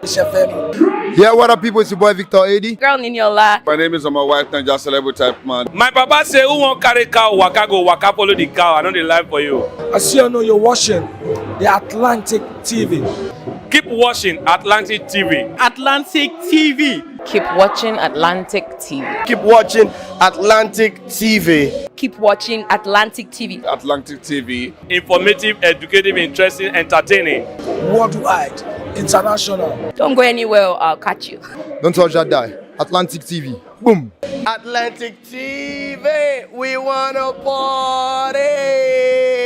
Atlantic TV, culturally inclined and uniquely. Don't miss out on exciting news, events, and more. Stay connected by following us on Facebook, YouTube, and Instagram at Atlantic Media and TV.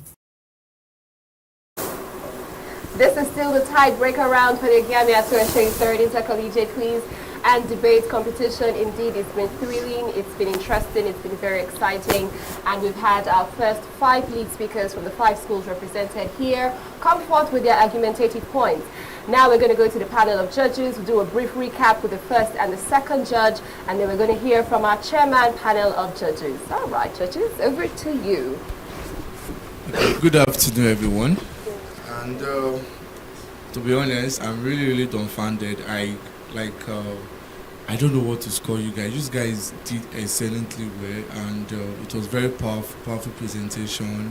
And I love your school uniform. You guys are neat and all that. So I just want to say thank you. And although there were a few break in transmission when you guys were delivering, you guys started very well. The confidence level, some of you went down a little as you were, speaking and debating. Well, in essence, that you guys did excellently well, and I love your delivery. Nice one. Kudos. Wonderful.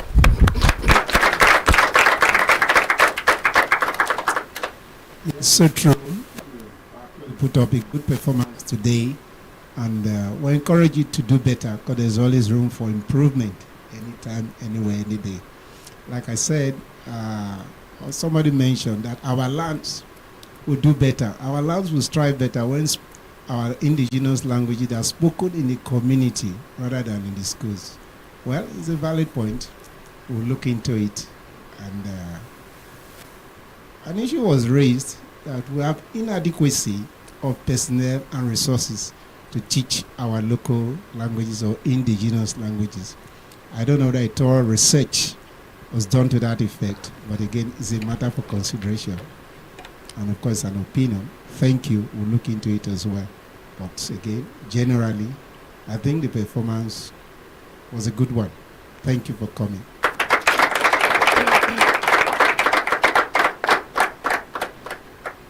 Trying to pick out the best from the set of tiebreakers, one has to be careful and listen properly to all of you. And little things matter.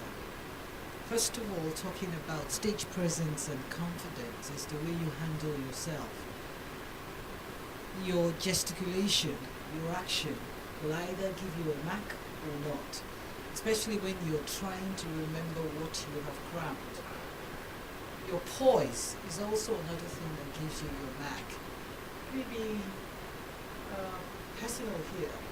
The first speaker that came out, I love the way she put herself together. It reminded me of my days when I was working on television, where there's a way you put your hand, and that's exactly what she did. So, whatever action she's feeling doesn't show. But when your hand is loose, and it's like, I don't know whether I'm being heard on the microphone, because I'm trying to explain. I don't know whether you understand. Those little things kind of minus your mark. Now, another thing we have to know is, in Nigeria here, we speak British language, or British English. We miss our British English with American English. And that brings us to letting us know who we really are. We don't get carried away about how you speak. It's whether what you're saying makes sense. And that was what I try as much as possible to listen to. Whether you're local, whether you're foreign, whatever you want to say must make sense. And that's where I get my point from. And that is where I was able to score accordingly. Don't worry, I'm not saying who's winning here. But it really brought out the best from each of you. You have really come out to compete. You did well. But 2 schools will have to come out of it. Wishing you the best as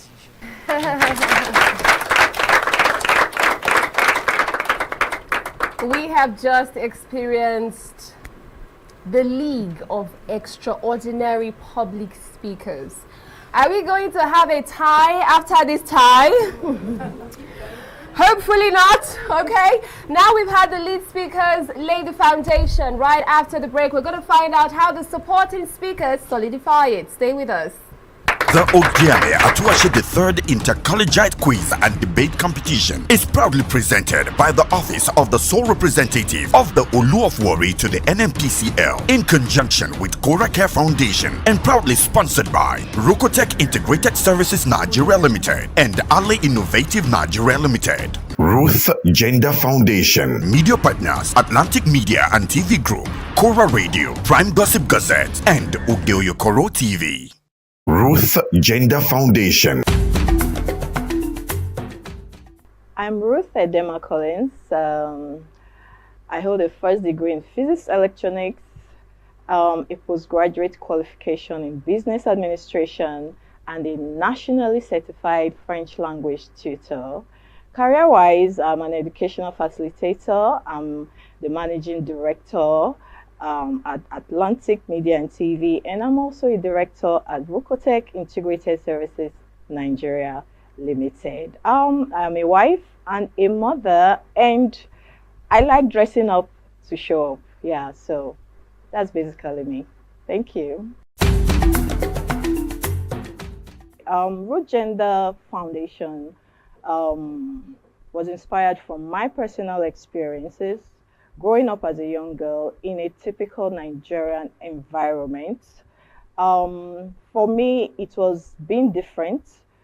It made people bully me, abuse me, and harass me. I was always misunderstood and underrated.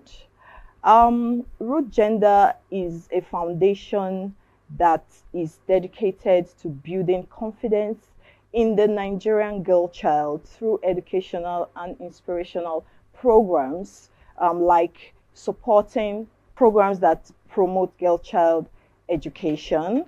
We also organize physical exercises for our young girls for the overall well-being of their mental and physical states, and also for the acquisition of self-defense skills. We also sensitize girls on laws that protect them. In our constitution, a lot of girls do not know that they have rights, that there are laws that protect their interests in Nigeria. Hence, they are vulnerable, they are living in fear, which is stopping them from reaching their full potentials. So we sensitize them on the laws that protect their interests. This, like I said, is visioned towards building confidence in the Nigerian girl child. So that is just a wrap-up of what we do at Root Gender Foundation. I would say I resonate with the struggles and the challenges of the girl child, particularly the Warri girl child. I happen to grow up in the heart of Warri. I'm from an average background. My family is an average one, but I experienced a lot. Like I said, I was bullied, I was overlooked, I was harassed for being a different child, for daring to be different, and nobody was taking note and tapping into my potentials. So my interest for the girl child is I would love to be a voice for the girl child. They need people to believe in them. They need people to speak for them. I also want the Warri girl child to know that there is hope beyond the reef. I want them to see the bigger picture. I want them to know that they can compete on global platforms. They can compete on international platforms, and they can do very well. We have the likes of Ada Gold, or Maumi, and the rest of them. They are all competing very well on international platforms, and I know that you too can do that, and I want you to know that is why we are here. Root Gender Foundation is here to make you understand that you can actually be what you want to be.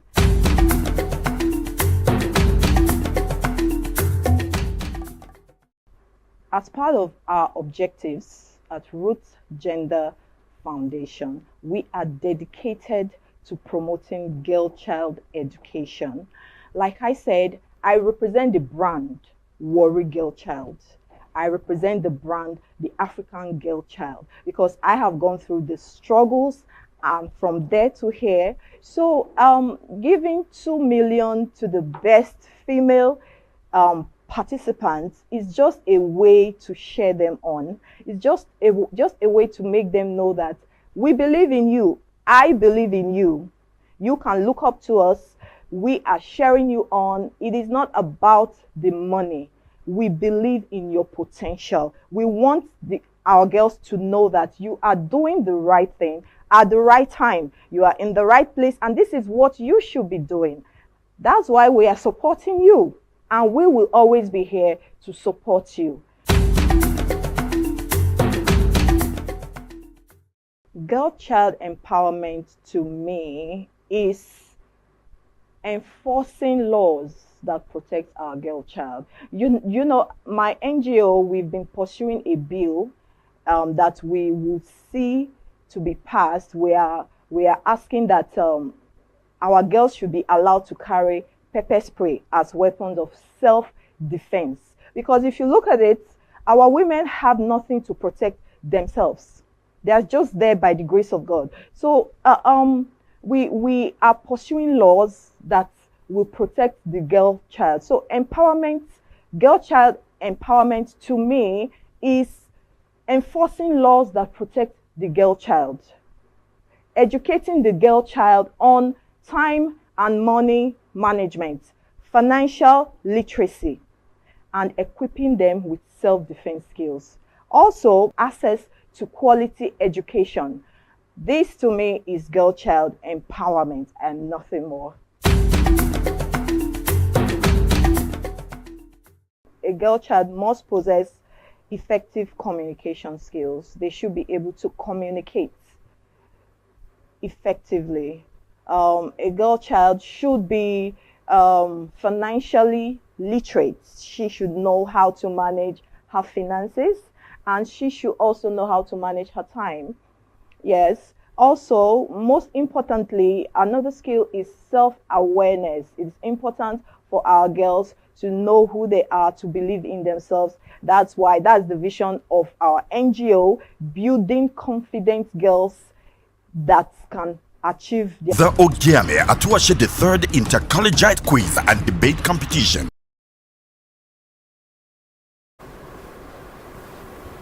Welcome, welcome. You have to brace up right now because it's the final showdown for the tiebreaker for the Ogiame Atuwatse third Inter-Collegiate quiz and debate competition, talking about the debate category right about now. I'm your moderator. It's Rejoice Debekeme here. It's been quite intense, I know, right?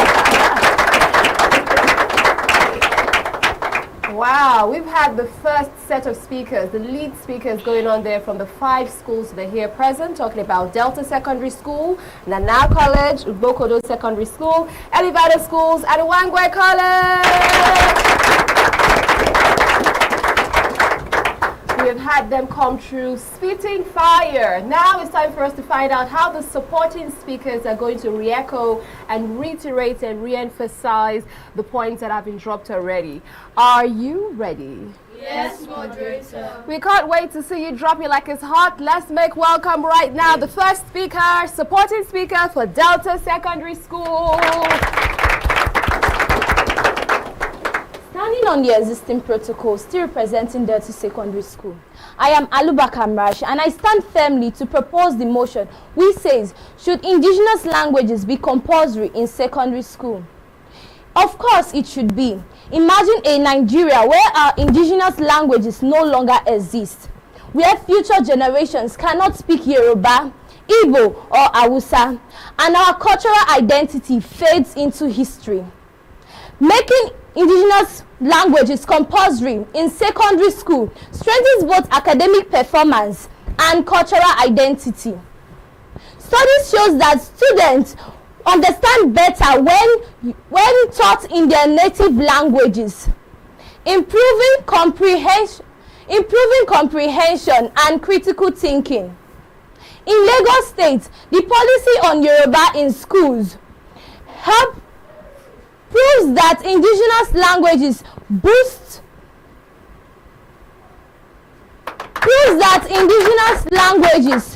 boost cognitive development and preserves heritage. Without this, Nigerian languages risk extinction. Teaching these languages in schools keeps students connected to their roots while shaping intellect, creating a well-rounded, culturally aware, and academically strong generation. Language, I said, language is power. My moderator, esteemed judges, my audience, and my co-debater, if our languages dies, what remains of our identity? This I leave to you to think about. Thank you.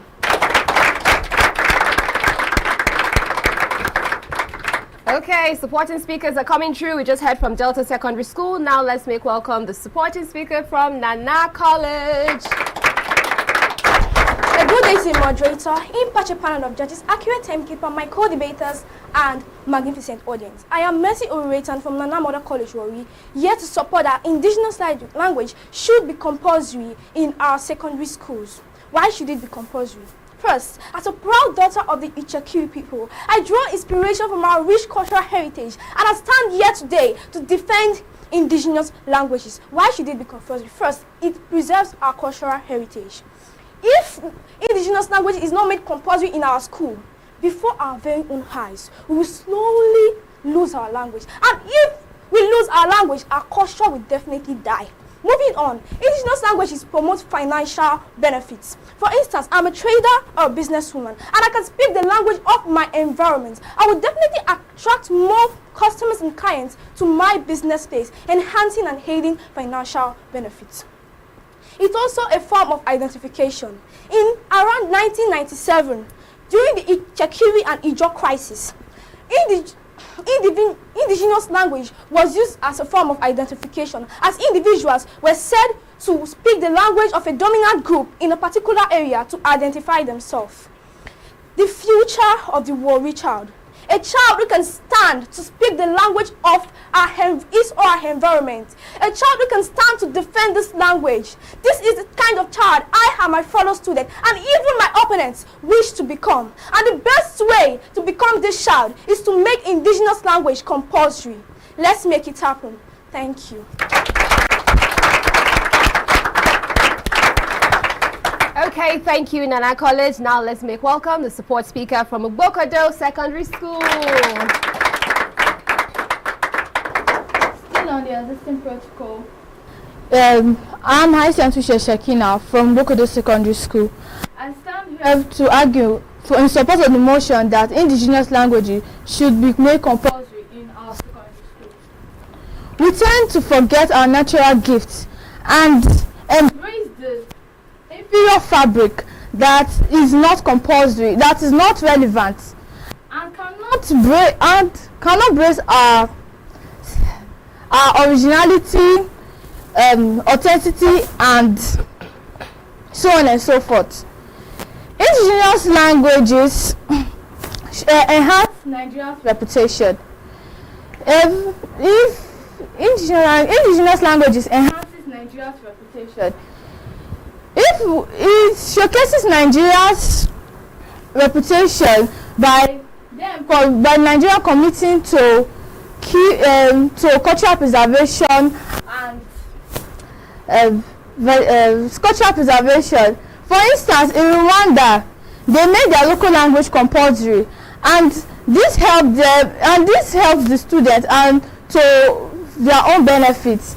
In China, China has grown technologically because they speak their indigenous language right from elementary schools. In conclusion, I'll say that we all should we should learn our indigenous languages in our schools to help us to our own benefits and our own self. Thank you. Thank you too for buttressing the points going on there as a support speaker from Ugbokodo Secondary School. We've had Delta Secondary School and Nana College. How about we go for a quick break? When we return, we're going to see the other supporting speakers who are going to be against the motion. Stay with us. Wow! 20 billion naira up for grabs! Oh my god! The Ogiame Atuwatse III Inter-Collegiate Quiz and Debate Competition. The prize pool doubles from 10 million naira to a whopping 20 million naira. 10 million for the best in debate and 10 million for the best in quiz. The Ogiame Atuwatse III Inter-Collegiate Quiz and Debate Competition is proudly presented by the Office of the Sole Representative of the Olu of Warri to the NMPCL in conjunction with Cora Care Foundation and proudly sponsored by Rokotech Integrated Services Nigeria Limited and Ali Innovative Nigeria Limited. Ruth Gender Foundation. Media partners Atlantic Media and TV Group, Cora Radio, Prime Gossip Gazette, and Ugeoyokoro TV.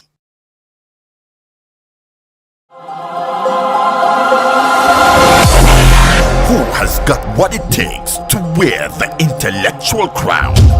Who will conquer the stage and walk home with the King's Prize? The Ogiame Atuwatse III Inter-Collegiate Quiz and Debate Competition moves into the next phase, and the prize has just doubled. Now, the debate champion will take home a jaw-dropping 10 million naira. Likewise, the quiz winner, a mind-blowing 10 million naira. And if we have a single winner in both categories, the winner takes home all 20 million naira. The Ogiame Atuwatse III Inter-Collegiate Quiz and Debate Competition is not just a contest, it is the clash of brilliance, strategy, and determination. The fire is on. With the continued growth of Nigeria's oil and gas sector, the need for innovative solutions driven by technology has become expedient. Ali Innovative Nigeria Limited, a company driven by passion and technological innovation, is committed to understanding and exceeding clients' expectations, providing a wide range of innovative solutions, including oil spill cleanup and remediation, mechanical construction works, civil construction works, manpower supply, piping and fabrication, as well as logistics procurement. Ali Innovative Nigeria Limited is your trusted partner, backed by a history of success. Ali Innovative Nigeria Limited is trusted for delivering exceptional solutions that aligns project goals with your vision.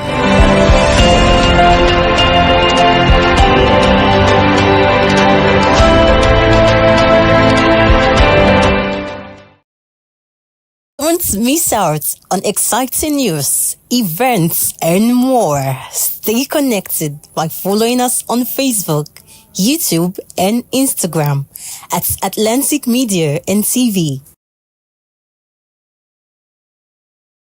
Alright, my name is Desoka, the comedy catalyst, one of Nigerian comedy. Alright guys, back again, yes boss, my name is Ogiame Atuwatse. Yeah, what up people, it's your boy Victor 80. Girl Ninyola. My name is my wife, and just celebrity type man. My papa say, who won't carry cow, waka go, waka follow the cow, I know the life for you. I see you know you're watching the Atlantic TV. Keep watching Atlantic TV. Atlantic TV. Keep watching Atlantic TV. Keep watching Atlantic TV. Keep watching Atlantic TV. Atlantic TV. Informative, educative, interesting, entertaining. Worldwide, international. Don't go anywhere, I'll catch you. Don't touch that die. Atlantic TV. Boom. Atlantic TV. We wanna party. Atlantic TV. Culturally inclined and uniquely different.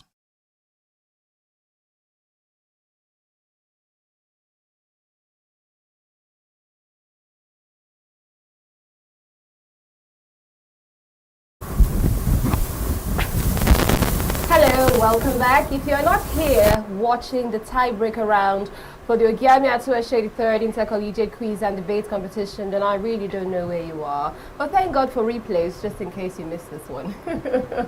We're having such an interesting time. On here, we have 5 schools that are battling it out to get the top 2 slots. Who's going to make it? We're going to find out shortly. We've had the lead speakers, and then we've had 3 of the supporting speakers from the school here. Now it's time for us to find out how the remaining 2 support speakers are going to do. Audience, are you ready?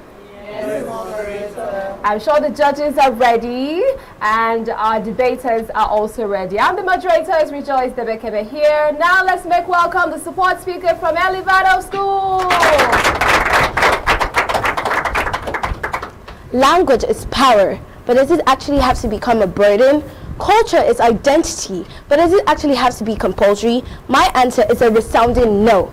Ladies and gentlemen, panel of judges, accurate timekeeper, worthy opponents, and my brilliant teammates, good day. I'm Eliafa Emanuela, the second speaker for the opposing side of this debate, and I strongly oppose the motion which states that indigenous languages should be compulsory in Nigerian schools. I have carefully listened to what my opponents have said, but I tell you that although they sound appealing, they have shaky foundations that will crumble under scrutiny. Hence, allow me to dismantle them one by one. Firstly, my opponent argues that indigenous languages will promote national unity. But how? With over 500 indigenous languages, how do we expect it to promote national unity rather than division and also confusion? Take, for example, Warri South, where Ishekiri is the major language spoken here, and then you have a class of 13 learners, and among these 13 learners, you have Hausa, Igbo, and many other languages, and Ishekiri is supposed to be taught. What is going to happen to the other languages? Do you really think that there will still be unity? No, the language is supposed to be a bridge and not a barrier. Culture is not supposed to be preserved through force, but by choice and also practice. So making a subject compulsory doesn't actually mean that children will appreciate it. It might also lead to resentment. Conclusively, I feel that my opponent talks about unity, but unity is not based on forced obligations. They talk about identity, but identity is not imposed, it is embraced. They talk about education, yet they fail to understand that the true meaning of education is to prepare children for the future rather than chaining them to the past. Know that John Dewey once said that if you train today's student the way you did to yesterday, you might deprive them from their future. Hence, I appeal that indigenous learning should not be made compulsory. It should be an optional subject in today's learning world. We should do something that embraces, empowers, and equips us for success. And making indigenous languages compulsory does none of that. Thank you.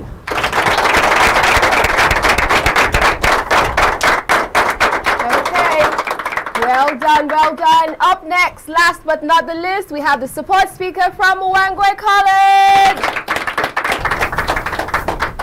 Good day, ladies and gentlemen, honorable judges, fellow debaters, accurate timekeeper and moderator.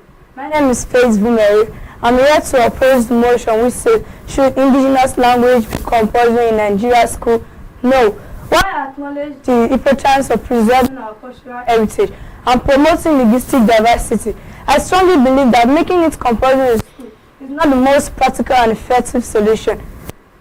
Firstly, in Nigeria today, we have over 250 ethnic groups and more than 500 languages. Making indigenous language compulsory will mean that students would have to learn multiple languages, which would be a daunting task, especially to those who may not have strong foundation in their mother tongue. Secondly, our education system is already overwhelmed with the task of providing quality education in core subjects such as mathematics, science, and English. Adding another compulsory subject will serve to further our burden, stretch resources. In conclusion, while indigenous language is an important part of our cultural identity, making it compulsory in school is not the best way to promote their use and appreciation. Instead, we should focus on finding innovative and inclusive ways to celebrate our linguistic diversity. Thank you.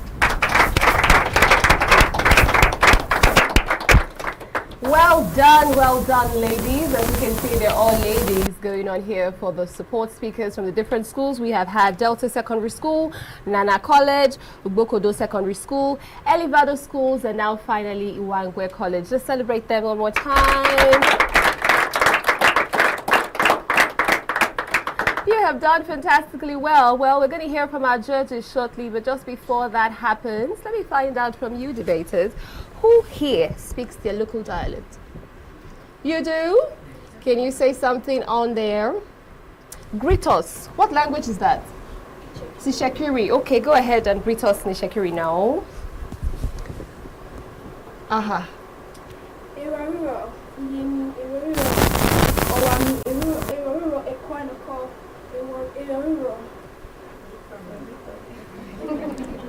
Everyone. Okay, that was good. Let's celebrate it. Bokor. Bokor. What are we supposed to say? We are supposed to say Arani. Arani. So say it again. Let's say it. Bokor. Arani.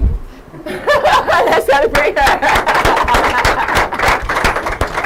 That was interesting. You want to speak as well? Let me try. What language is this? Igbo. All right, go ahead. Nedalu, Naidalu. Then you guys will say Odima. Okay, so one more time. Let's try that. Nedalu, Naidalu. Odima. Brilliant. One more. You want to say something? Not really. Not actually. Okay, how about them over here? Anybody speaking? No, they're really against the motion now, aren't they?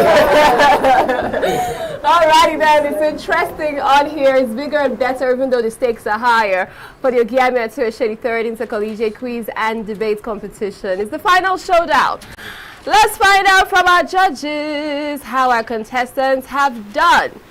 Well, over to you, judges. I must say the first round was quite electrifying than the second round, but you guys actually did well as well. So just clap for yourself. You guys did very well. I must say, excellent delivery. I observed that some of you started as well. Confidence was there, but time goes on. You were speaking, it went down, just like the battery went dead. I don't know. And some of you were looking down. One person was looking down when she was speaking. This is something I observed. So just be confident, and nobody's going to rebuke you. Just do your best, and this is a platform for you guys to fly. I just want to say thank you. Nice performance and nice delivery. Thank you. Yes, the support speakers, you've done well. And we got a revelation that indigenous language can lead to financial success. So, moderator, please take note. You need to have money, good money. So maybe after I will consult with the chief consultant, the proponent of that viewpoint. But again, it was a good one. So we've enjoyed listening to all of you. Good presentation, quite persuasive, and of course, trying to maintain your mission. I mean, why you are here. So it's a good one. Although I had something like my colleague and I, or my fellow students and I, the second pronoun presentation stuff, first pronunciation, first plural, singular pronoun thing concept. Myself, you come last. Yeah, my sister and I, not me and my sister. So I had something like that from one of the speakers. So it should be my friend and I, my sister and I, my brother and I, not the other way around. So please, teachers, take note. But all the same, a good one. Thank you. I don't know why you keep blaming teachers. They do their best anyway. So it was a nice one. We got most of the points from the first speakers. One or two of the supporting speakers tried as much as possible to biff it up, but I believe we got what we wanted. Cramming can be dangerous, and that's what killed a lot of you guys. What you need to do is understand the topic, and in giving examples or so, give us examples that we understand around us here, which makes sense. You know, in this world of ours now, culture is an identity. As a young person growing up, my father wanted us to speak the best English. So our language was banned in our house. Then, it was a law. So it was only my mom who says she comes from the village, and so she cannot speak English. So she speaks Urdu language to us, and that was how we were able to understand that language. Now, in the media, when there's an Urhobo program going on, I feel like presenting it. But because I'm not grounded, they pay me way. But then it tells us that wherever you come from, you have to be proud of it. Learn your language and know it well. This is just a debate. You must know your language. You must have an identity. I'm proud to say I'm an Urhobo girl. One of my Urhobo name looks like Shekiri, so I always copy Shekiri people at times, and that is Teresa. They think it's Shekiri, but it's Urhobo from Udu. All the same, what we're saying here is anything we do is very important. We should not deny our culture. For those of you who are in the social media, you can find out now that even the foreigners, because they don't have an identity, are beginning to marry us. Itineba and many other things, meaning that our culture means a lot to a lot of people, which we take for granted. But many of us just want to I'm a foreigner, pretending as if we do not exist, but that is not so. A Nigerian is a Nigerian. I'm proudly Niger. I am proudly Wari, and we need to develop our Wafi city. Thank you.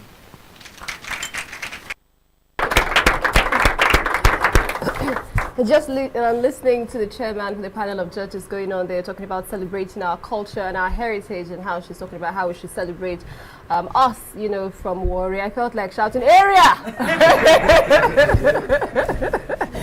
Oh my!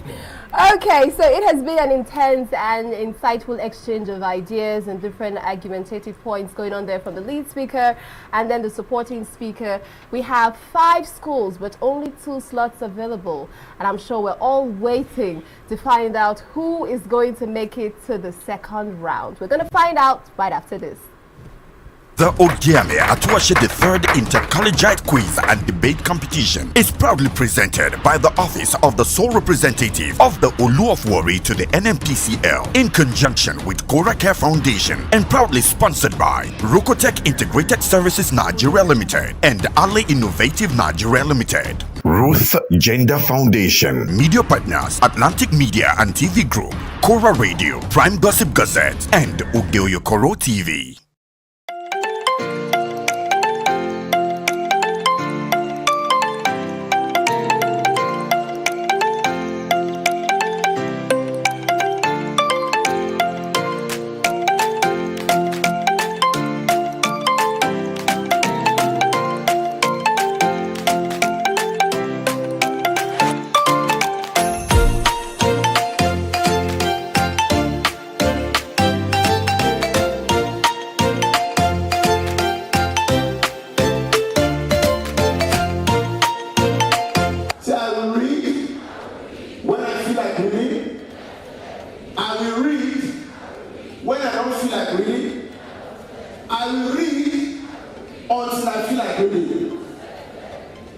Your future is in your hand as a student, not in the hands of your parents, teacher, or anybody. Do not allow anybody to tell you that education is a scam.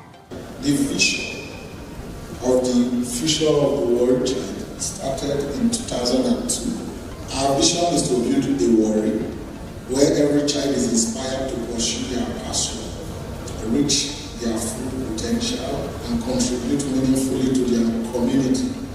Our mission is to empower the Warri child to embrace their unique personalities and temperaments, fostering a future of self-discovery, personal growth, and positive change.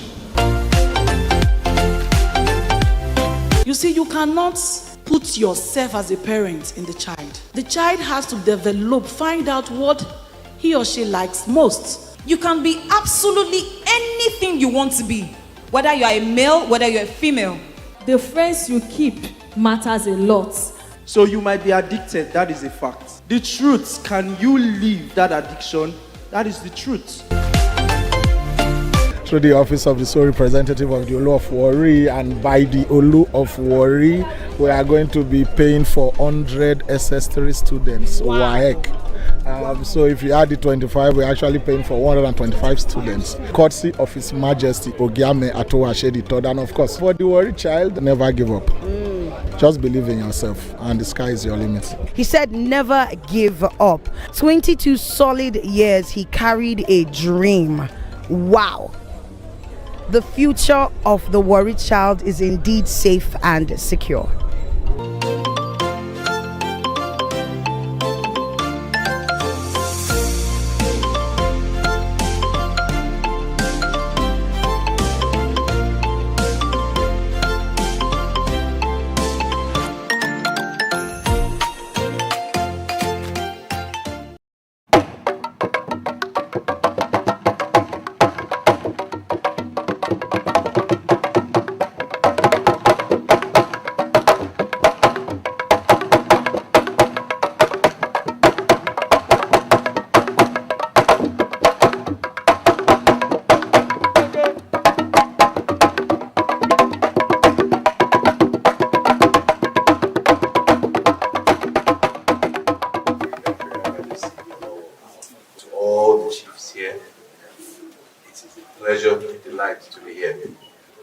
This is personal.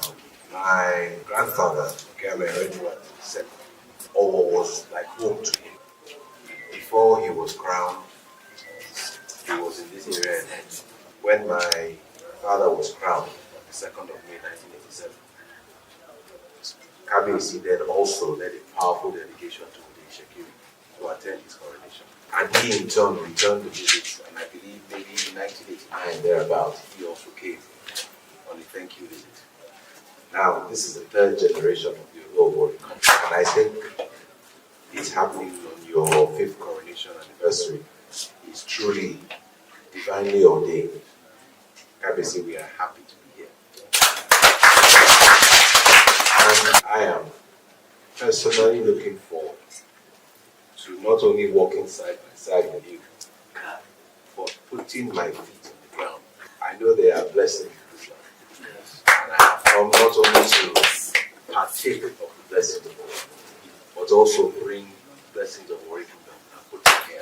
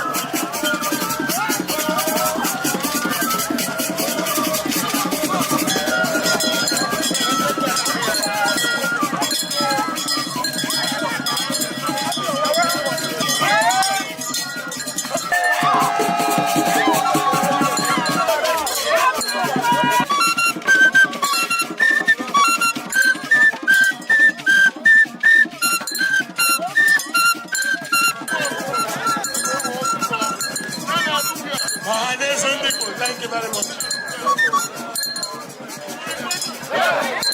Chief Dr. Ishidaka, please.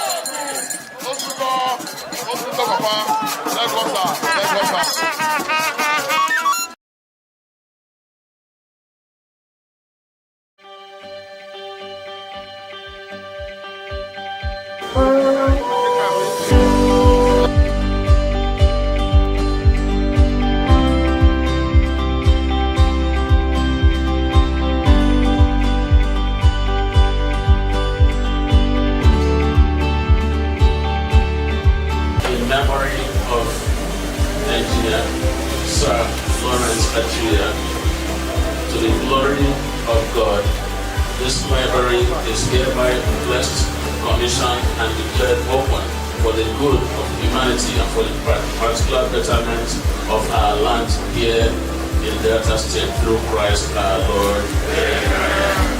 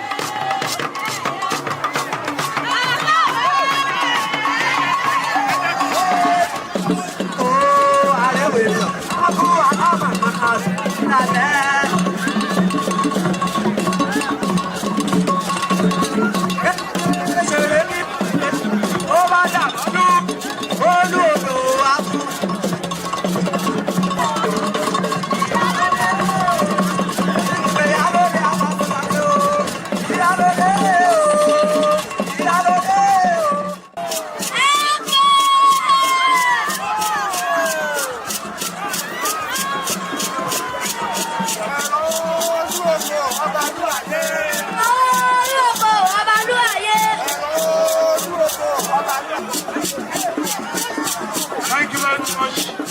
Thank you very much. Our community already said. Thank you.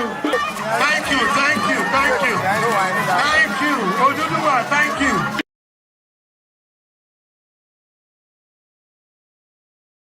Annali sara'an jamilan wala qalbi intifa'in fala tajal li abudika somani matali sadu barik bi irtifa'in matali sadu barik bi irtifa'in.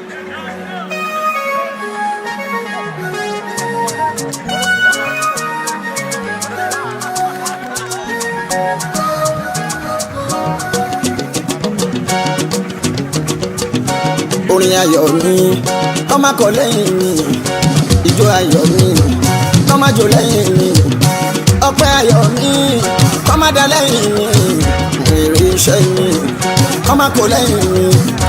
Orin ayọ̀ mi ọmọ kọ lẹ́yìn mi, àmì ìjó ayọ̀ mi ọmọ dá lẹ́yìn mi, bàbá àdìbá ọpẹ́ ayọ̀ mi jọ ọmọ dá lẹ́yìn mi, mo ń bẹ̀rù èrè iṣẹ́ mi ọmọ kọ lẹ́yìn mi.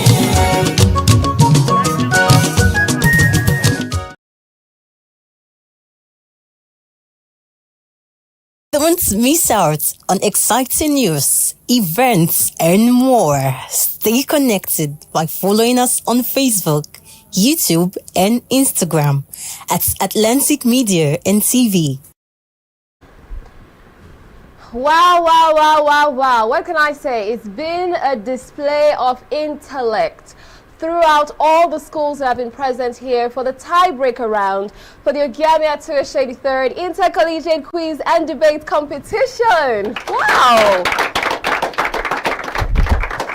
Wow, you have all done brilliantly well, and we're super proud of you. We're so excited for you, all the schools that have been present here.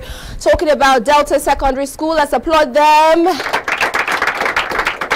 Nana College, celebrate them.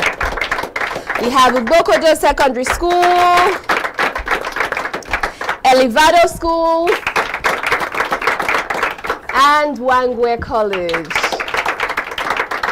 You have come through nicely. My goodness, just the display going on there, it's a proof that we have amazing leaders and public speakers in our time and in our generation, and we are very excited for each and every one of you. Well done, well done, well done. So the moment has come where we get to reveal what the score sheets are saying right now. I know some people have fingers crossed, some people are sitting at the edge of their seats, adrenaline rush, hearts racing and pumping, butterflies in the tummy, kind of feeling anxiety, and all of that's going on there. Should I build up the suspense or I should break it already? Let me break it just like we have to break the tie going on here. I'm your moderator. It's Rejoice Debekeme here, and it has been such an insightful and very eventful session we have had here. But we have to get to the score. So let's see how our teams have performed. Are you ready?